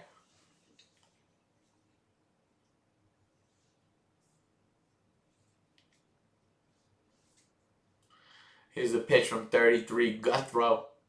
That's a little breaking ball on the outside. The speedometer I would really like for reference. We're slacking on that production. Where are we? Where are we? What I know about these Massachusetts pitchers is, oh my God, Tucker. Woof. Put the bat down for a while, kid. I don't know if you're getting back out there. He got him so bad. He got him dancing out there. He was looking like the Bee Gees. Boing. Look at this. Front foot move, right foot move. Ooh, and the kid knows, too, that he was looking stupid. Sorry, Tucker. I know you're a kid, but you'd say that for yourself. All right, who's this? He's got a lot of spunk to him, I'll say that. Inside. Ooh, he's crowding the plate. Is recognizing that he's crowding the plate and doesn't fall for that bullshit. Still going to call a strike right there. Wyatt Malater. He did not have a good first at bat. This is only his second at bat of the game. Malater throwing it on the inside. He's crowding the plate. Oh, he just missed. Malater doesn't want any smoke. I'm sorry, but this is going to be a strikeout. Gut throw is ready to pitch too. He doesn't give a shit. Go! Oh, got a piece of it. Got a piece of it, Wyatt.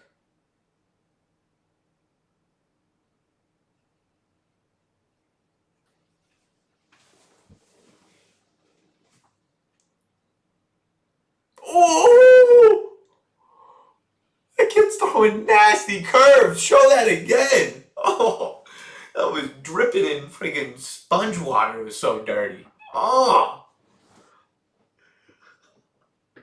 How they not show her a replay? It went up and back down. That was the amount of movement on that pitch was ridiculous. All right, what else do I got here? Oh, so much like they asked the Little League World Series kids, like, who's your favorite player? Who's your favorite player? What's your favorite food? What's your favorite TV show? I have questions that a reporter would ask a 30-year-old who's playing in the Little League World Series. What injury are you most afraid of? And I'll do the answering here. I don't know if you knew this, but I used to be a catcher back in the day, a pretty damn good one too. And if I didn't tear my rotator cuff back in the 9th grade, who knows if I'd still be playing or not. So, yeah, this shoulder is liable to come out any second. Who's got the hottest mom on the team?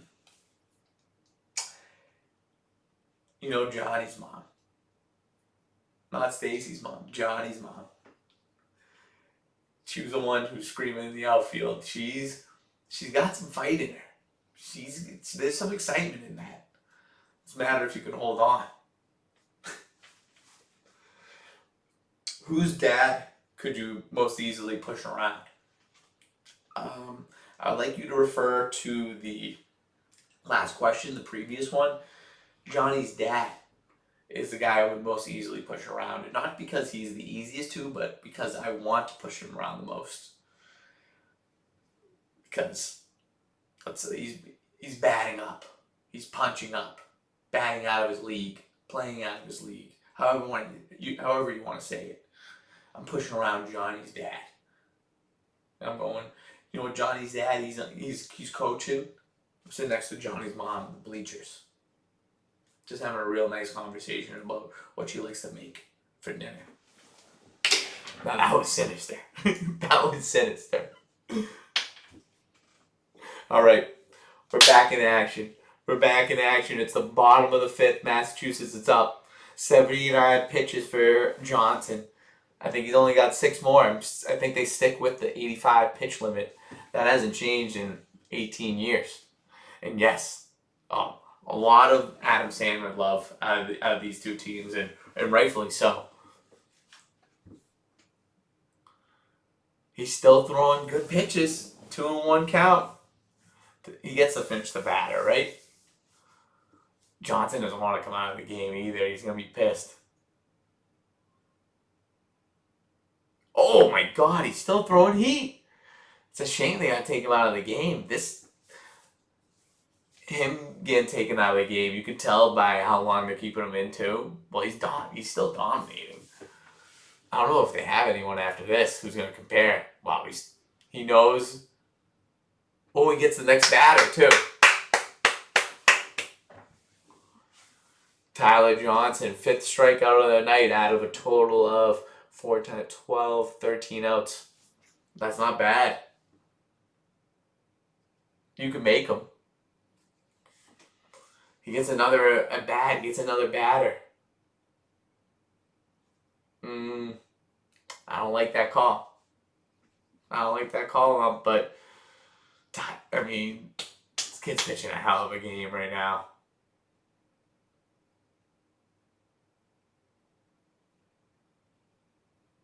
Ooh, another good curve. He's fixing the hat a lot. His movements are that of a MLB player, of a professional player.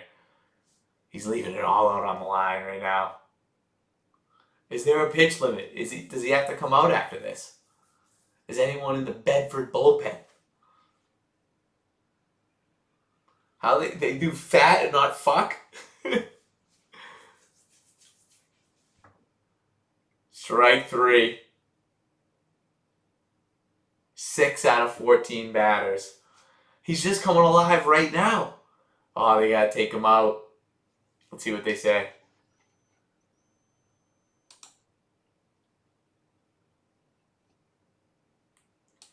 Here's what I'm saying if I'm Coach Johnson.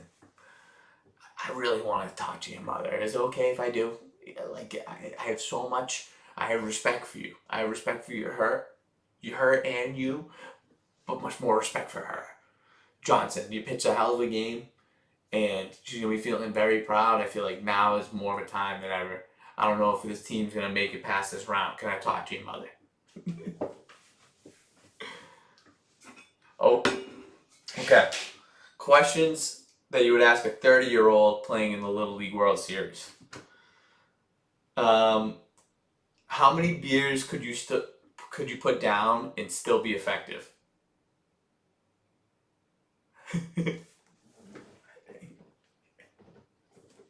Yes, it is. Yes, it is. Hey, can you put on the Little League World Series? Depending on how it's all based on how you look. If you are the wrong guy and you ask for that, some people are going to say no. There's some people that shouldn't be watching the Little League World Series. You tell them to stop. It's a blocked channel on those guys' TVs. So how many beers could you put down in a Little League game and still be effective? So the important part here is that I think you could... Wait, is there another game after this? I mean, I gotta still go. Come on. The thing is, to properly play a Little League baseball game at this age, you need beers. So it's not none. I think you want to get to a point where like you're a little bit, it's almost a little bit more than buzzed. Because like a buzz, I mean, depends on who you are, but a buzz can happen after 2 or 3. I want like 4 or 5 where I'm like real loose and I don't care about the repercussions. The problem with that is if I strike out or if I don't hit it, the bat's gonna go flying. I'm gonna need someone from the bullpen or someone from the dugout just keep supplying me with bats. So I think that I'm going to say 5. I'm going to say 5.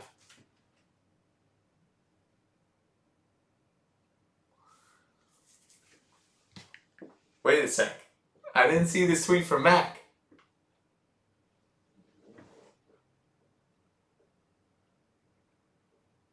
Wait a sec, Obi.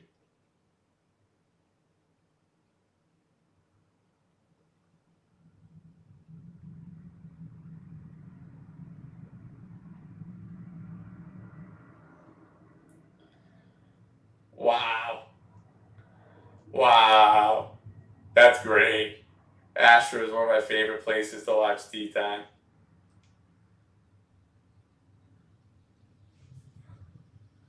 Oh, I got you. Oh, great. How did I miss this?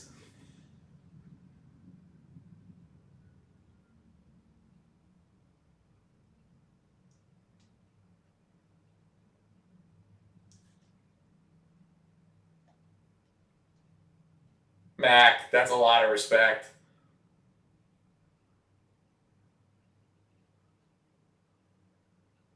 So, very nice, very nice. Hey, all right, so speaking of horse races, so Max got the 4. Max got the 4 at the end of this next half inning. We're doing a horse race. Actually, at the let's look at what happens. Let's look at what happens because I think it's the 6th. I don't know if we can afford to miss any game here. Mike, is there any type of butt at the brewery? I guess not, but like today I was at a Red Heat in Milford, Massachusetts, and there was a bartender there who had a lot of tattoos and a nose piercing and a lip piercing, and that's usually not my cup of tea. I liked it. And that's the type of girl that I can imagine at a brewery. So let me, but there's only one possible one that could be there. There's not 2 of those people, 2 of those women in the same spot. Look at this coverage of the moon. What type of camera are we using to be able to see this? Have we ever gotten that type of coverage of the moon before? That's insanity. Why does it look like a watermelon at the bottom? What are we doing?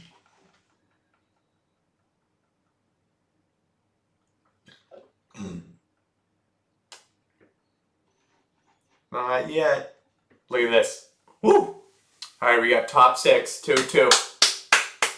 So what I'll do, I don't want to miss a second of this game. I'm going to do quick start to the horse race at the half inning in the 6th, and then we'll probably have to finish it after. That's a strike. Alright, time to lock in, fellas. This is why you come to watch the show. Time to lock in. Gut throw on the mound, number 33. He's quick to the pitches. Number 7, little dribbler to the catcher. That is a foul ball. Foul ball. Gut throw is still showing his best stuff late in the game. He was brought in for relief in about 40 pitches in, still showing strong.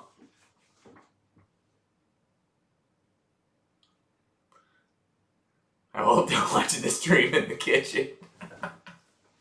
Imagine that, like, yo, come watch tea time. Maybe one day. Maybe fucking one day.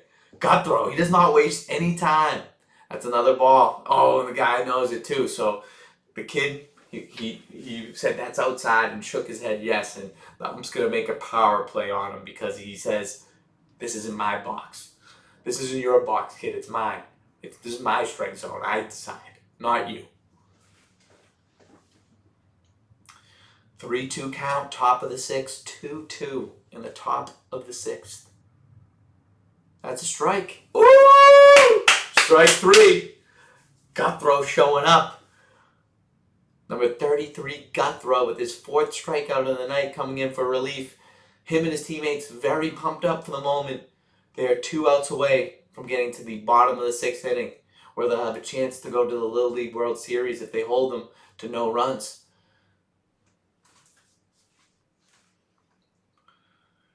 Guthrow is still finding his way around the zone. We got Tyler Porto batting first in the lineup, playing center field as most center fielders do. They will bat first. Those are quick players. Quick players at first. back in first. Guthrow, alright, he's a little too excited right now. We need to slow it down. 3-0 count. 3-0 count. He's going quick into the next pitch. He needs to slow this down in order to keep control.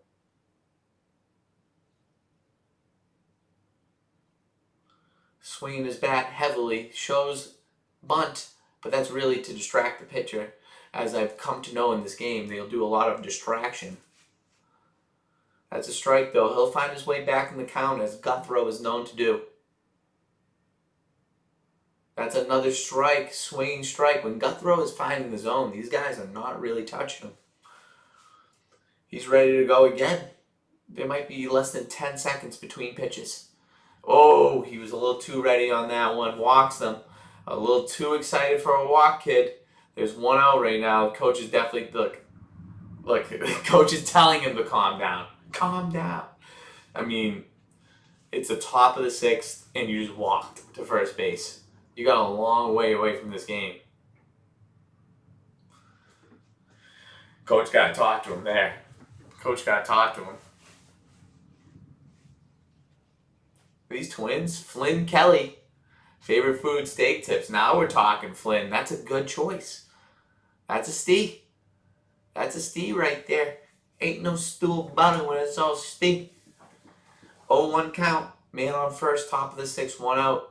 Guthrow throwing quickly. Here's a ground ball short. Turn 2. There's 1 at second.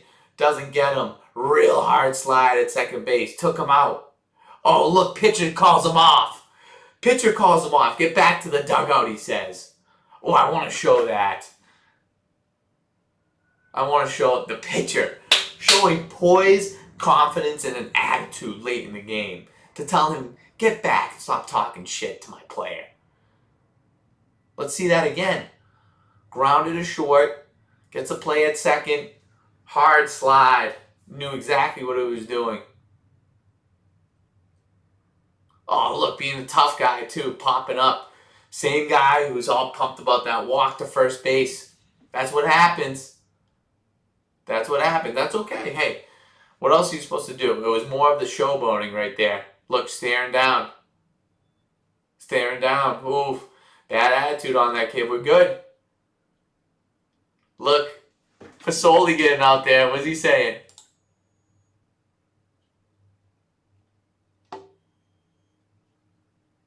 Needle at second. He's the lifeblood of the team. He's the lifeblood of the team. Gets him more locked in. That's the difference with Logan Needle. He wants the action. He wants the friction. He wants the contact. Bring it on. Oh my God, that was a pump. That had to have been his fastest pitch of the night. I think Massachusetts got what it takes to win in this next half inning. Tyler Johnson, his favorite singer, Shabuzi. Nice. Oh no, wild pitch. We need Guthrow to settle down on the mound a little bit. Man moves to second base.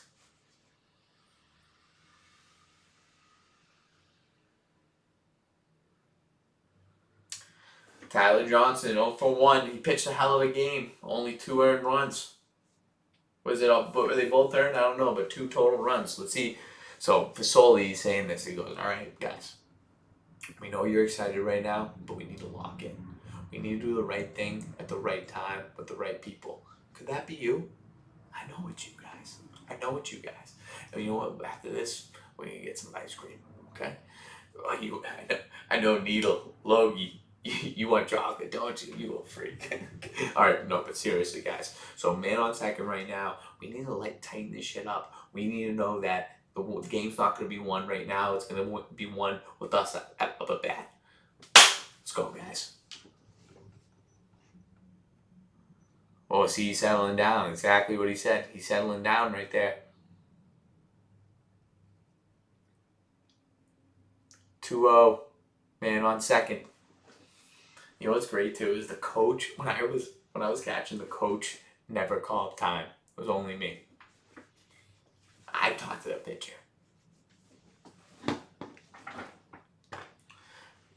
Come on, Guthrow. 2-1. Let's get another strike. Oh, right before he started. And that's Johnson had a different style of pitching than Guthrow. He probably had double, if not triple, the amount of time between pitches.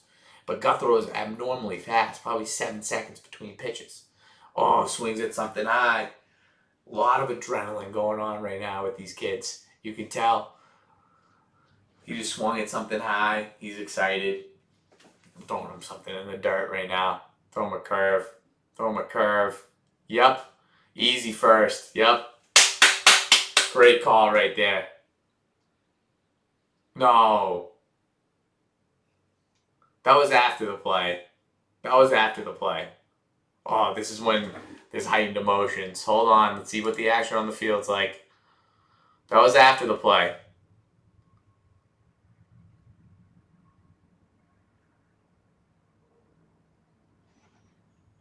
Johnson storms into the dugout.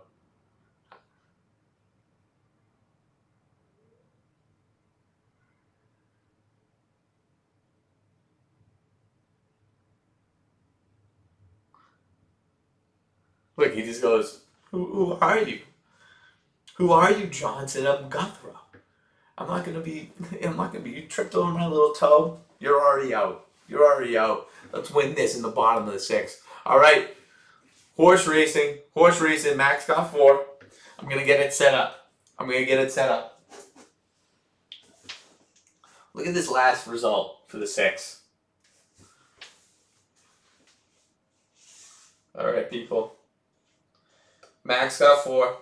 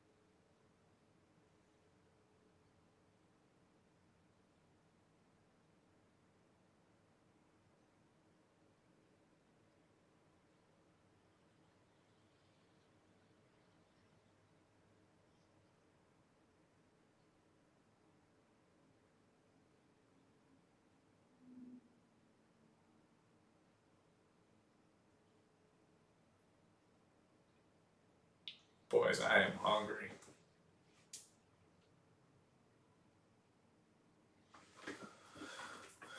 You got 1, Mikey. You got 1. All right, so we only have 1 and 4, but we'll do it after this game. This is going to extras. Oh, I mean, this kid looks like he's got some stuff too. We got number 1 up on the mound now. 1 up on the mound. A nice deliberate pitch and a whippy arm. Strike, foul ball. 0-2 to start off his night in the 6th inning. Favorite subject is history. Not many saying that back at 12 years old. A lot of science and math, I feel like. Here's the other pitch from number 1. Whippy arm. Harlow or Marlowe from Bedford, New Hampshire. Real tall stature at a young age. Looking like he could be 6 feet tall. Ooh. Who we got? Is it Guthrow up on the plate too? Oh, I think he's going to be up soon. Guthrow's ready for something. Who's Keaton Mitchell? Oh. Is he playing in preseason right now? Oh, there's a strike 3. Guys, I think we're in store for a great game. I mean, it's been one, but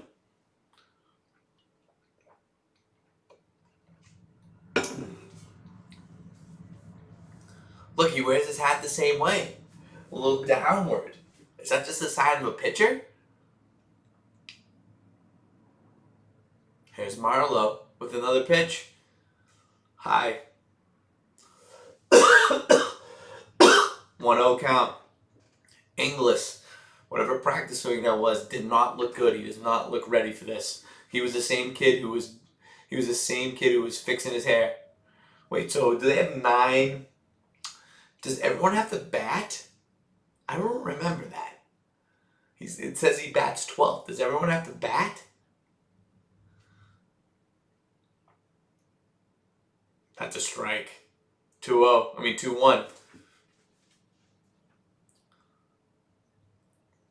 Trip.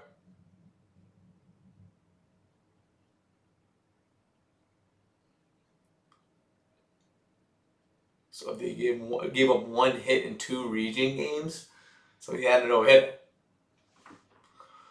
All right, 2-2 count to English right now, number 57. Let's see your chops, kid. Last time you were fixing your hair up there. Let's see if you learned your lesson. Here's the pitch from Marlowe. That's strike 3 with the curve. Got him looking. Got him feeling stupid. Like right after he fails a quiz. 0 for 5. Not one of them right. Whew. That's like a car seat the way those knees buckled.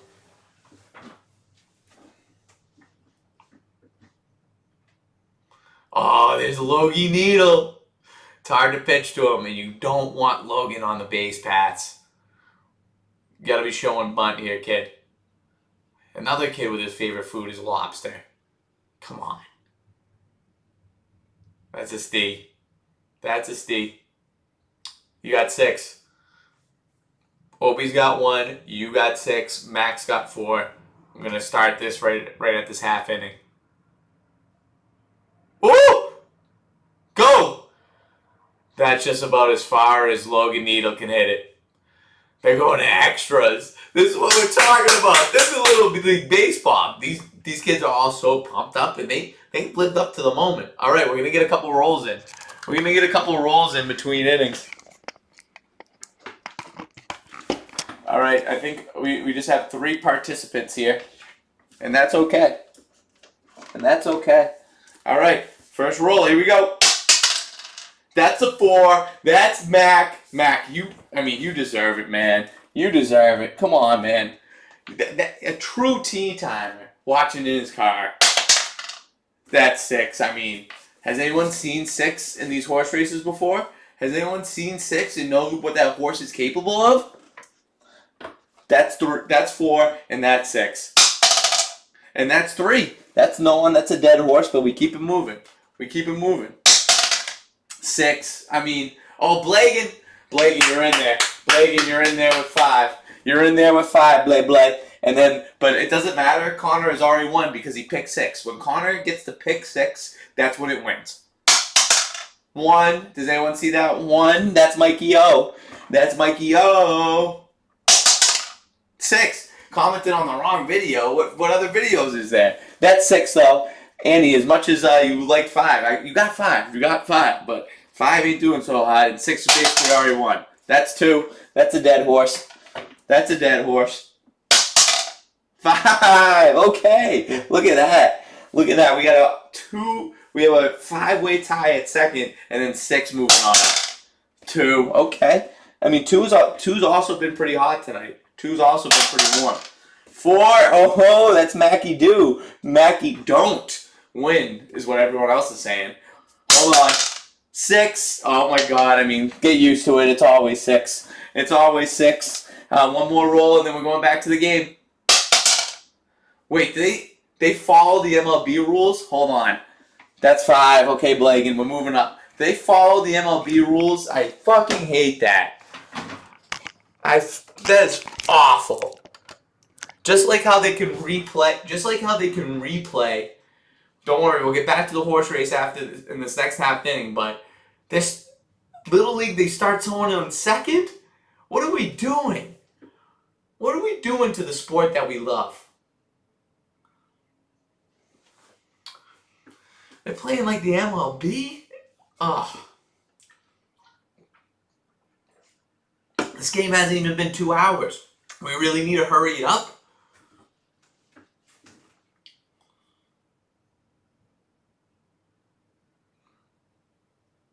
Eight RBIs and in the regionals.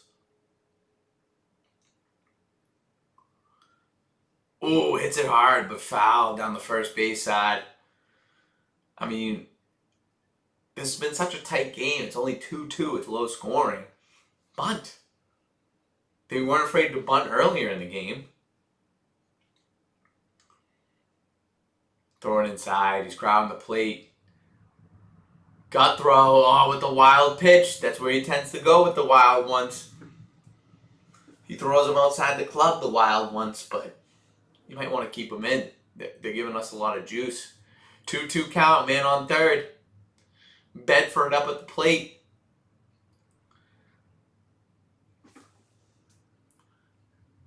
Can you get that? No, he can't get it.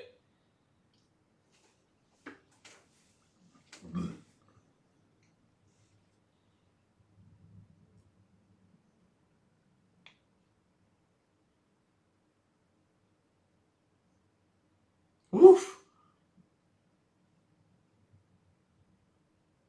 Okay. 2-2 count.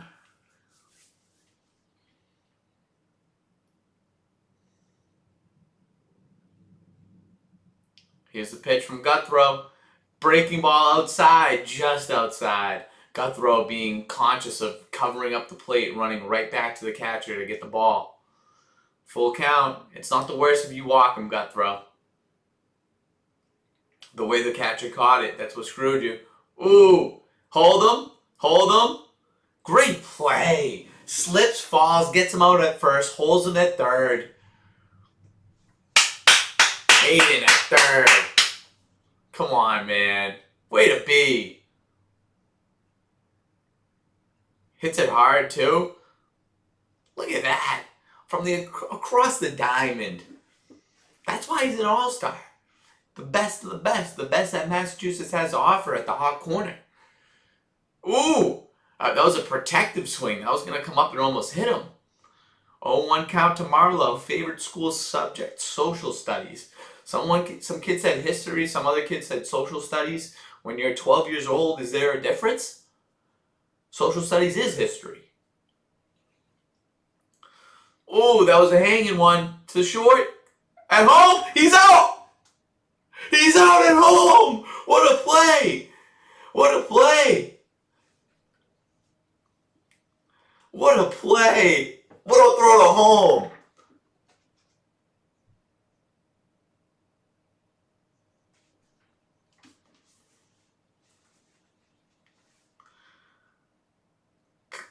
Come on.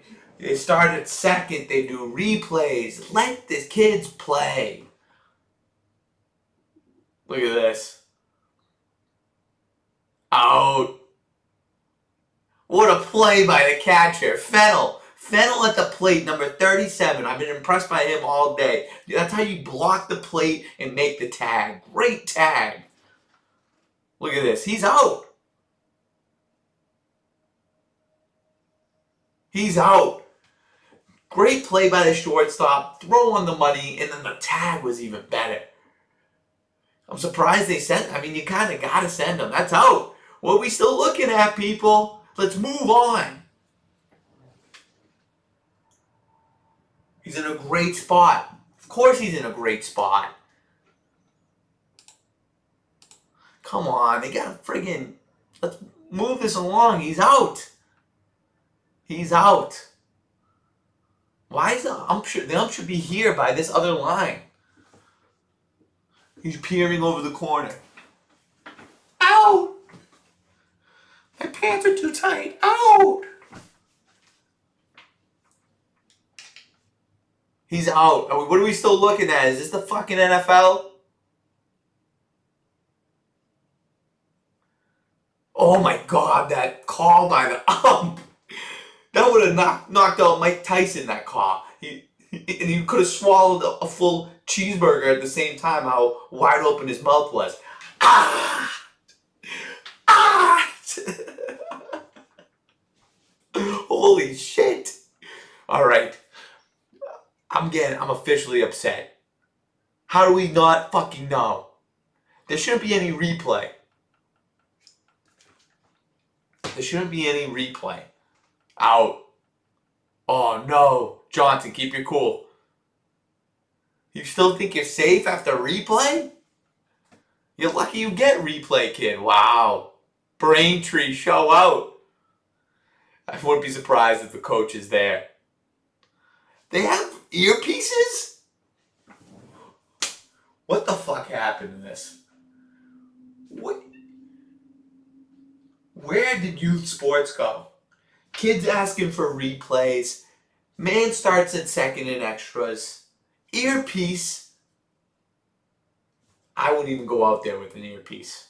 I call this motherfucker Al Burgess. Rest in peace, but Al knew the deal.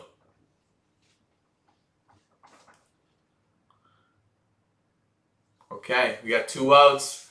What a play by Massachusetts. And then they have the benefit of going up last. You have your 2 first batters. Bunt. Move this guy on. Here we go. 1-1. Oh, big swing from the lefty in. A miss. 1-2 count. Guthrow knows he has him with a smile. This kid's been calm, cool, and collected and poised up on the mound. With a little bit of confidence. Strike 3. See you later. Oh my God. I love it. I love it, Guthrow. Come on. All right. Back to the horse race. Back to the horse race in between.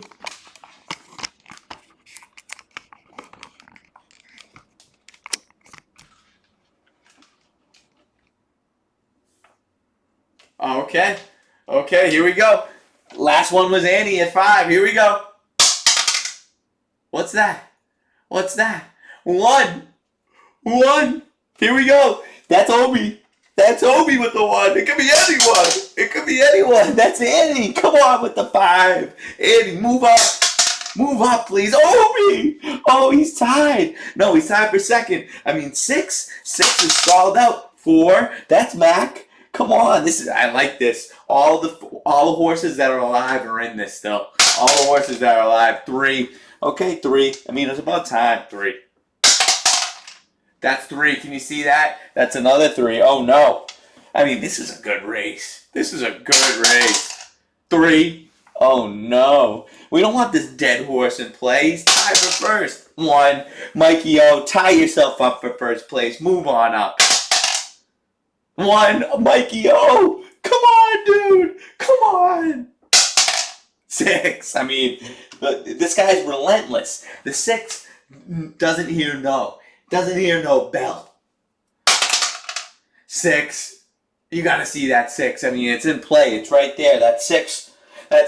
Guys, what are you doing not picking 6? It's ridiculous. You can't make this up. That's 3 in a row for 6. That's 3 in a row.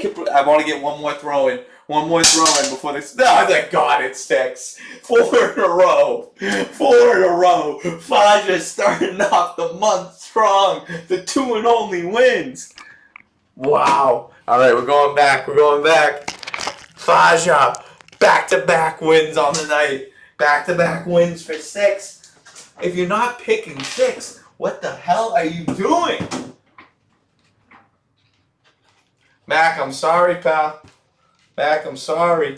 Where the fuck is all this going? Where the fuck is all this going? All right, here we go. This is who you want at the plate. It's Guthrow. Come on. He's over 2 on the night. Favorite show, Tom and Jerry. Beat Tom in this. Well, does Jerry always win? Go smash mode is what I'm talking about. Ooh, he wants it too. He wants it. He's smiling because he knows he wants it.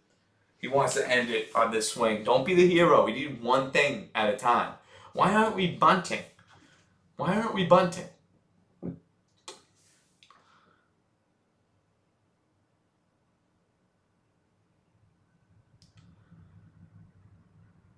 He wants it too. All right, guys. I'm going to make a quick update to the horse race leaderboard. Faja's got 2. Get used to it. He's the only guy up there. No. Here we go. Guthrow. Just get one in play. Strike 3. He wanted it. Oh, he wanted it bad. He's been the hero for this team in the later. I don't know if both him and Fasoli have been playing great.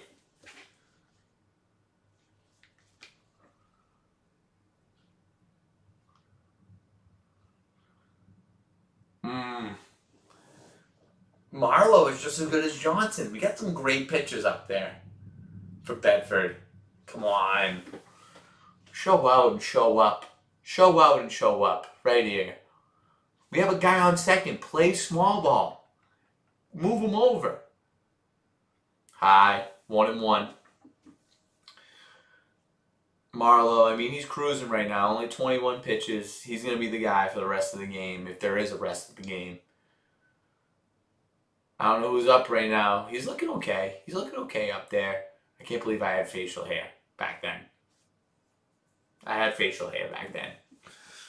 And none of these kids have anything close to facial hair. Granted, it was just a mustache, but I had a friggin' mustache.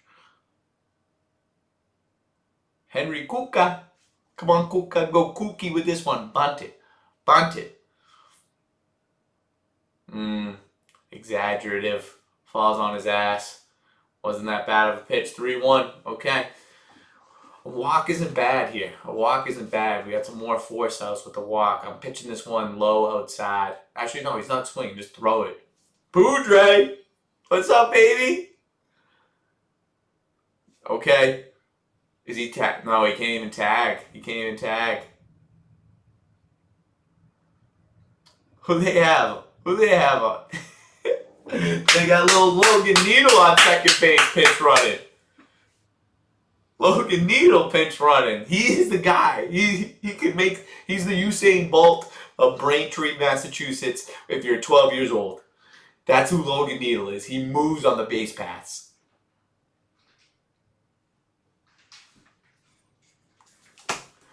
That's a high pitch. That's a high pitch. Aww. Mrs. Boudre. Welcome. Welcome. We could use another fan around here. We're not shy about welcoming people in. We're watching the Little League World Series right now. Here's the pitch from Marlowe. Oh, high strike. Swinging strike. 1-2. Hey, take it easy on Logan. They put him out there as a pinch runner, Mikey. He's fast. Come on. This is the catcher that I love. Look at that. Look what he's doing with his front foot. He's ready for this next pitch. Come on. Oh, ball. Oh, he's moving. He's moving. He's not even that fast. He's not even that fast. How are they pinch running him? I think they're really wanting him to be the hero. Ooh. We got 2 outs. 2-1 count. Logan Needle, the pride of Braintree on third base. Everyone wants to do this for Logan. We need a batter on the ball, 37. This is the catcher that I've been talking about all game. Come on. Ball, oh. Marlowe's starting to lose a little bit. If there's a play at the plate, if there's a wild pitch, play at the plate with Logan Needle, I don't know if he gets there safely.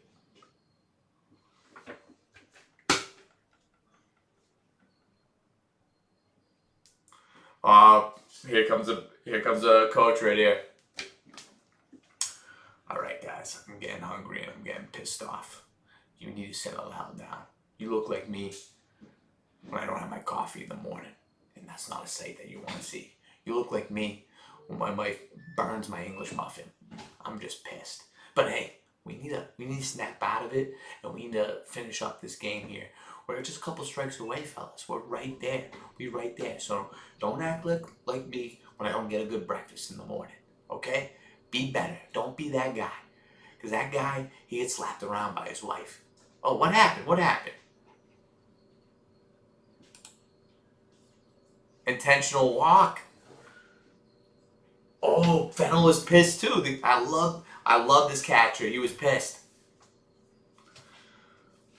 He was pissed. He wanted that opportunity to win the game. Oh, Fasoli. I mean, 1 for 1 in the game, 2 ribbies. He's got the 2 ribbies in the game. Fasoli, you know what to do. He takes that pitch because he's a killer.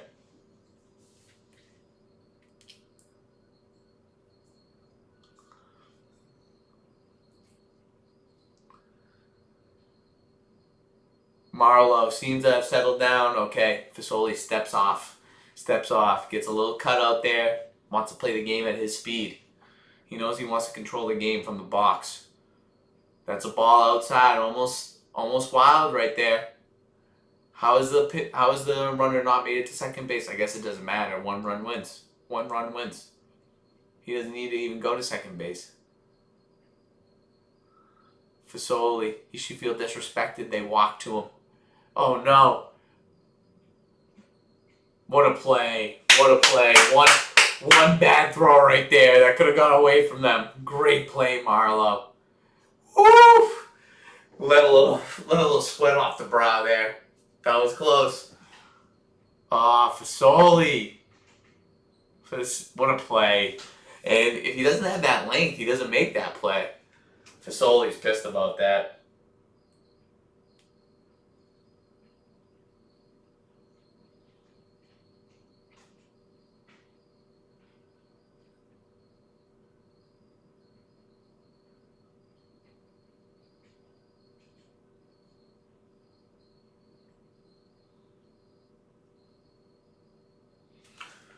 All right, guys.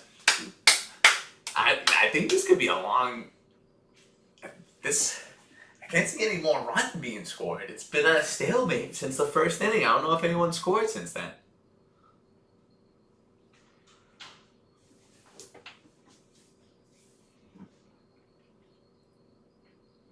Better put a key ring on it. Better put a key ring on it.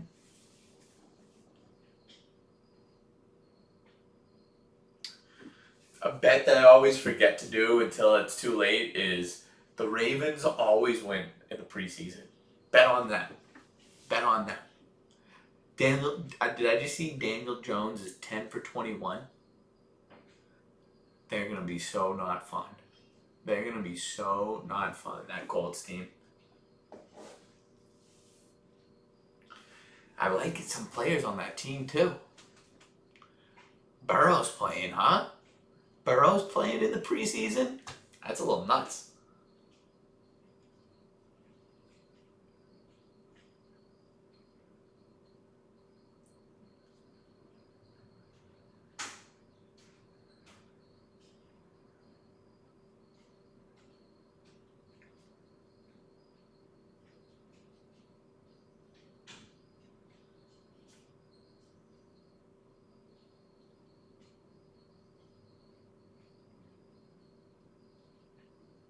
Oh, wait, we're already back. We're already back.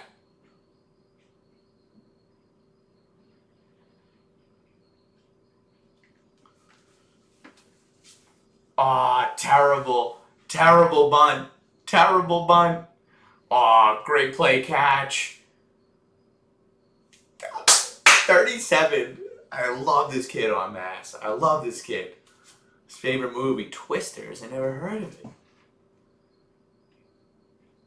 The problem with this pitcher is he's already at 78. Do they have a third guy? Do they have a third guy that can go in there and step up?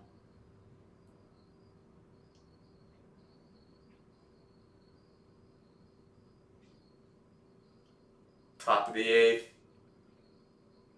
2-1. Tries to throw a breaking ball. You can tell he's lost a little bit of speed. He's lost a little bit of power. He's lost a little bit of energy. Gut throw. That's a strike. That's a strike. 2-2. He's still throwing some good stuff, though. Let's get out of this inning. Gut throw. You're 2 outs away from giving your team another chance. Woo! Another one. He's still striking people out, and that was a great play. I mean, granted, he's probably making it to the other batter no matter what, but he still has enough pitches to make it to this batter. So if they get the out right here, they're not even gonna have to bring in the third guy. This is big. That's a strike. You've seen these kids. He's batting ninth. Oh God, I'm sorry. He's got no shot. You know these kids. They wear their batting helmets up. It has an upward tilt to it. And he's hiding his face behind his arm. And it says scared. 2-1. 2-1 count. I'm sorry, kid. I'm sorry, kid, but I mean, if I didn't call it like I saw it, then who am I? You gotta let me do my job. Don't come after me. Oh, Okay, two foul back, 2-2. Yep. 2-2 count. 2-2 score. 2 outs, as John Angelesco would say. Deuces are wild. Here we go. Curveball. Weak rounder to third. Let's see. What a play! These kids, they are all-stars. They are the best that Massachusetts has to offer. The throw on the run from the third baseman, he is single-handedly keeping this game close. He's made huge plays in the extra innings, this third baseman. Hey, let's get another horse race going. Let's get that queued up. Let's get another horse race queued up. Pick your numbers. I want Massachusetts to finish this. I want them to finish strong and finish the right way. And that's with the dub. But let's get the horse races in while we can. Let's get those numbers in. We'll queue it up. And then we'll be ready to go by the end of the 8th inning. And then hopefully that is the end of the game.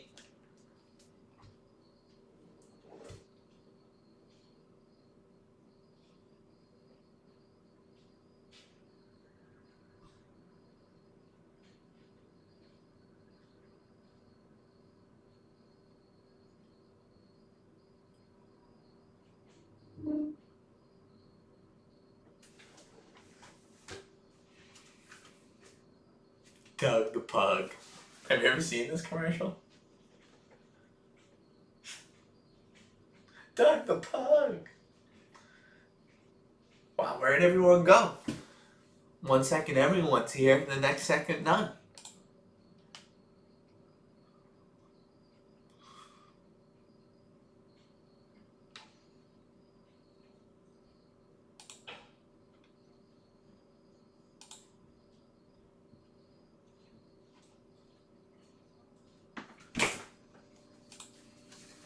How we doing? What up? Wow, he's feeling that loose. That's all you're getting. That's all you're getting too. A little peek. A little. Oh no, he's going. Oh, he really wants it. He really wants it. Give him an apple pie. He really wants it. That is the first appearance on camera for said character. Who knows what's to come next? But that's a good sign for the future. That's a good sign for the future. I like how he played that game there. Here we go. Bottom of the 8th. Oh, wild pitch! This is what's gonna kill this kid on the mound. Wild pitches. We got someone else. They took out Needle. He's not pinch running anymore. Did they put Fasoli in? It doesn't seem right, coach. Doesn't seem right.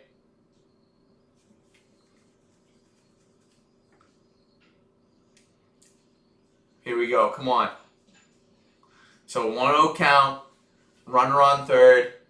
No outs. 2-2. With a ticket to Williamsport on the line. Are they going to cash it in? Are they going to go through TSA with that check? With that ticket to cash? Damn it, right when you think you have a good call, it fucking loses you.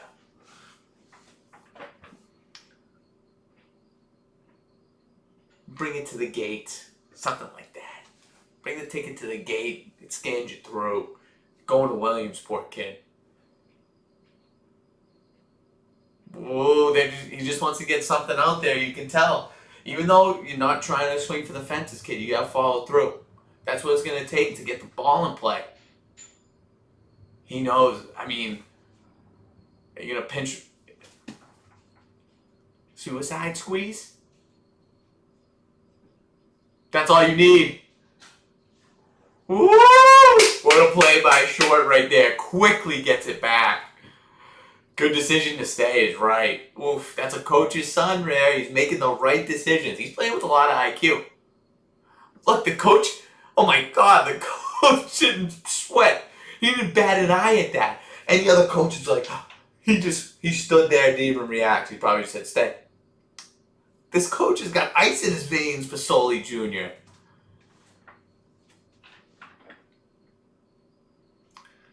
Ooh, I mean, that's the only run that matters is the one on third. If that guy scores, who cares about these others? Kippenham, has he been up at all? I mean, this is the kid that they were talking about going into the game that in the state championship to win Massachusetts. He's 0 for 2. Come on, Kippenham. They said he had an emotional performance in the state championship game to win it. So, wouldn't it just be poetic for him to end it right here? Come on. Do the right thing. Do that little thing that you do, Kipperman. 1-1. Stand strong. We're here for the whole and back. You win the battle, you win the war right here. Kipperman has to throw strikes. That's what's been the struggle for Marlowe. Strike. Ooh, big cut from Kipperman. I keep saying it. I've said his name 6 different times or 6 different ways. He is. Oh, come on. This is going to be strike 3, I fear. Marlowe throwing heat. Yep.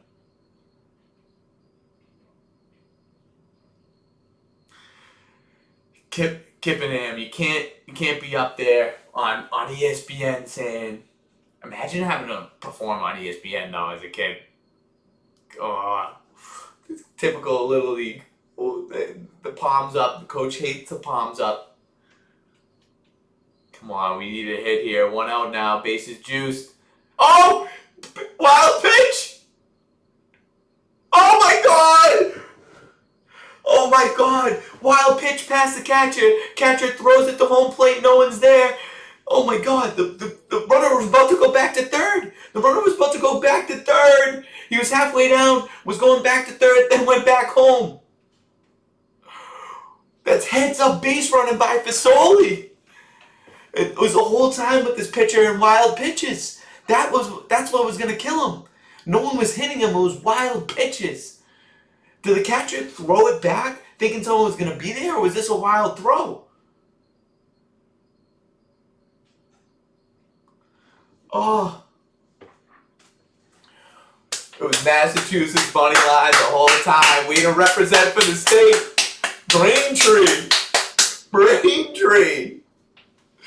I gotta go to Braintree tomorrow for some reason. What Braintree is known for? There's illegal seafood there that I like to go to. There's a PGA Superstore there that I bought a new putter at. And they got a Little League baseball team that's going to Williamsport. They're going to remember that. First Braintree team in 72 years to win the state title. They're going to Williamsport. They're putting on for the city of Braintree. They're putting on for Massachusetts. They're putting on for the Commonwealth. And they're putting on for the region of New England. This is why the settlers of Britain came over here, and they called this the New England, for Braintree to win the 2025 Little League regionals. Fasoli, I mean, he played a hell of a game. As a coach's son, people are expecting you to play well, and you gotta earn your spot, earn your position, and he certainly did today. Game-winning run, 2 RBIs. We gotta see that replay.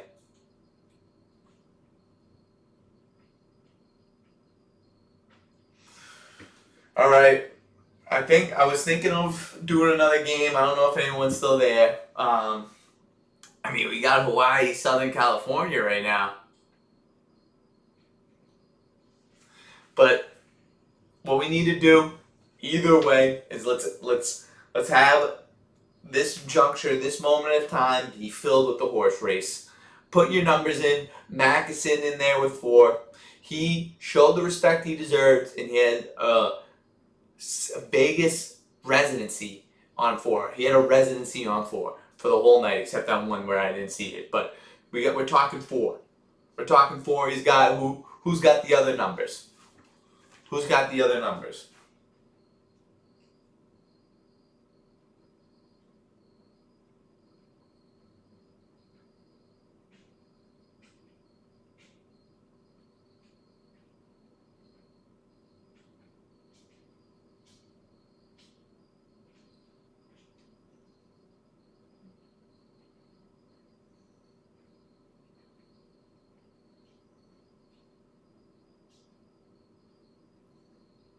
Who's out there? Who's out there? Come on.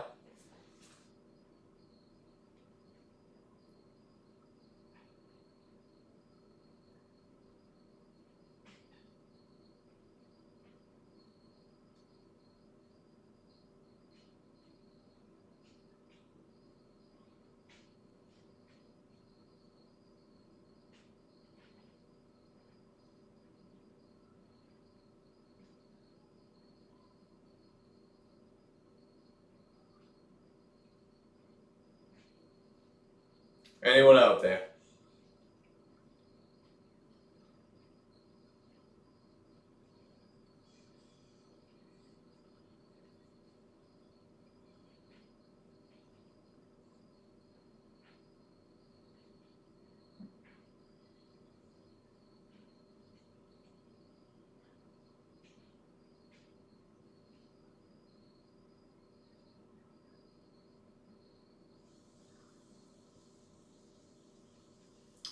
Am I calling it? Am I calling it, people? I just might. Let me check something.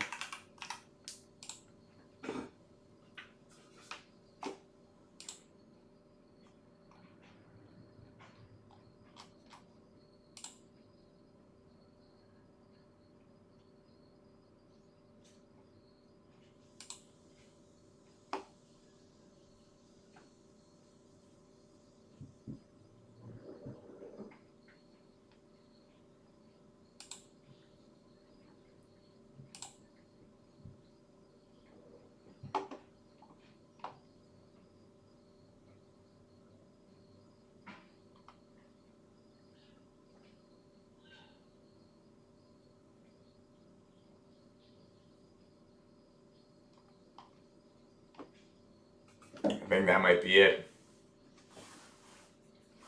I think that might be it.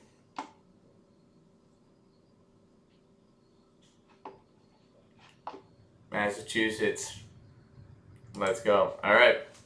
So let's break it down as we always do. It was the first stream of the month of August in 2025. As always, stream is littered. It is placed with, it is inserted with horse race games, horse races. And the first two winners of the horse races this month were both the Faja. He went back to back with 6. Great start to the month. He's on his way to win another prize. As for the game of the week, the Little League World Series Regionals. Massachusetts, Braintree to be specific, versus Bedford, New Hampshire. It was a classic clash that went into extra innings. It had everything we wanted to, and as Tony Murr projected, and properly and correctly predicted, Massachusetts money line, they were going to win that shit. Representing for the state, and I respect those kids, and I respect that catcher even more, number 37, Fennel. Great game out of him.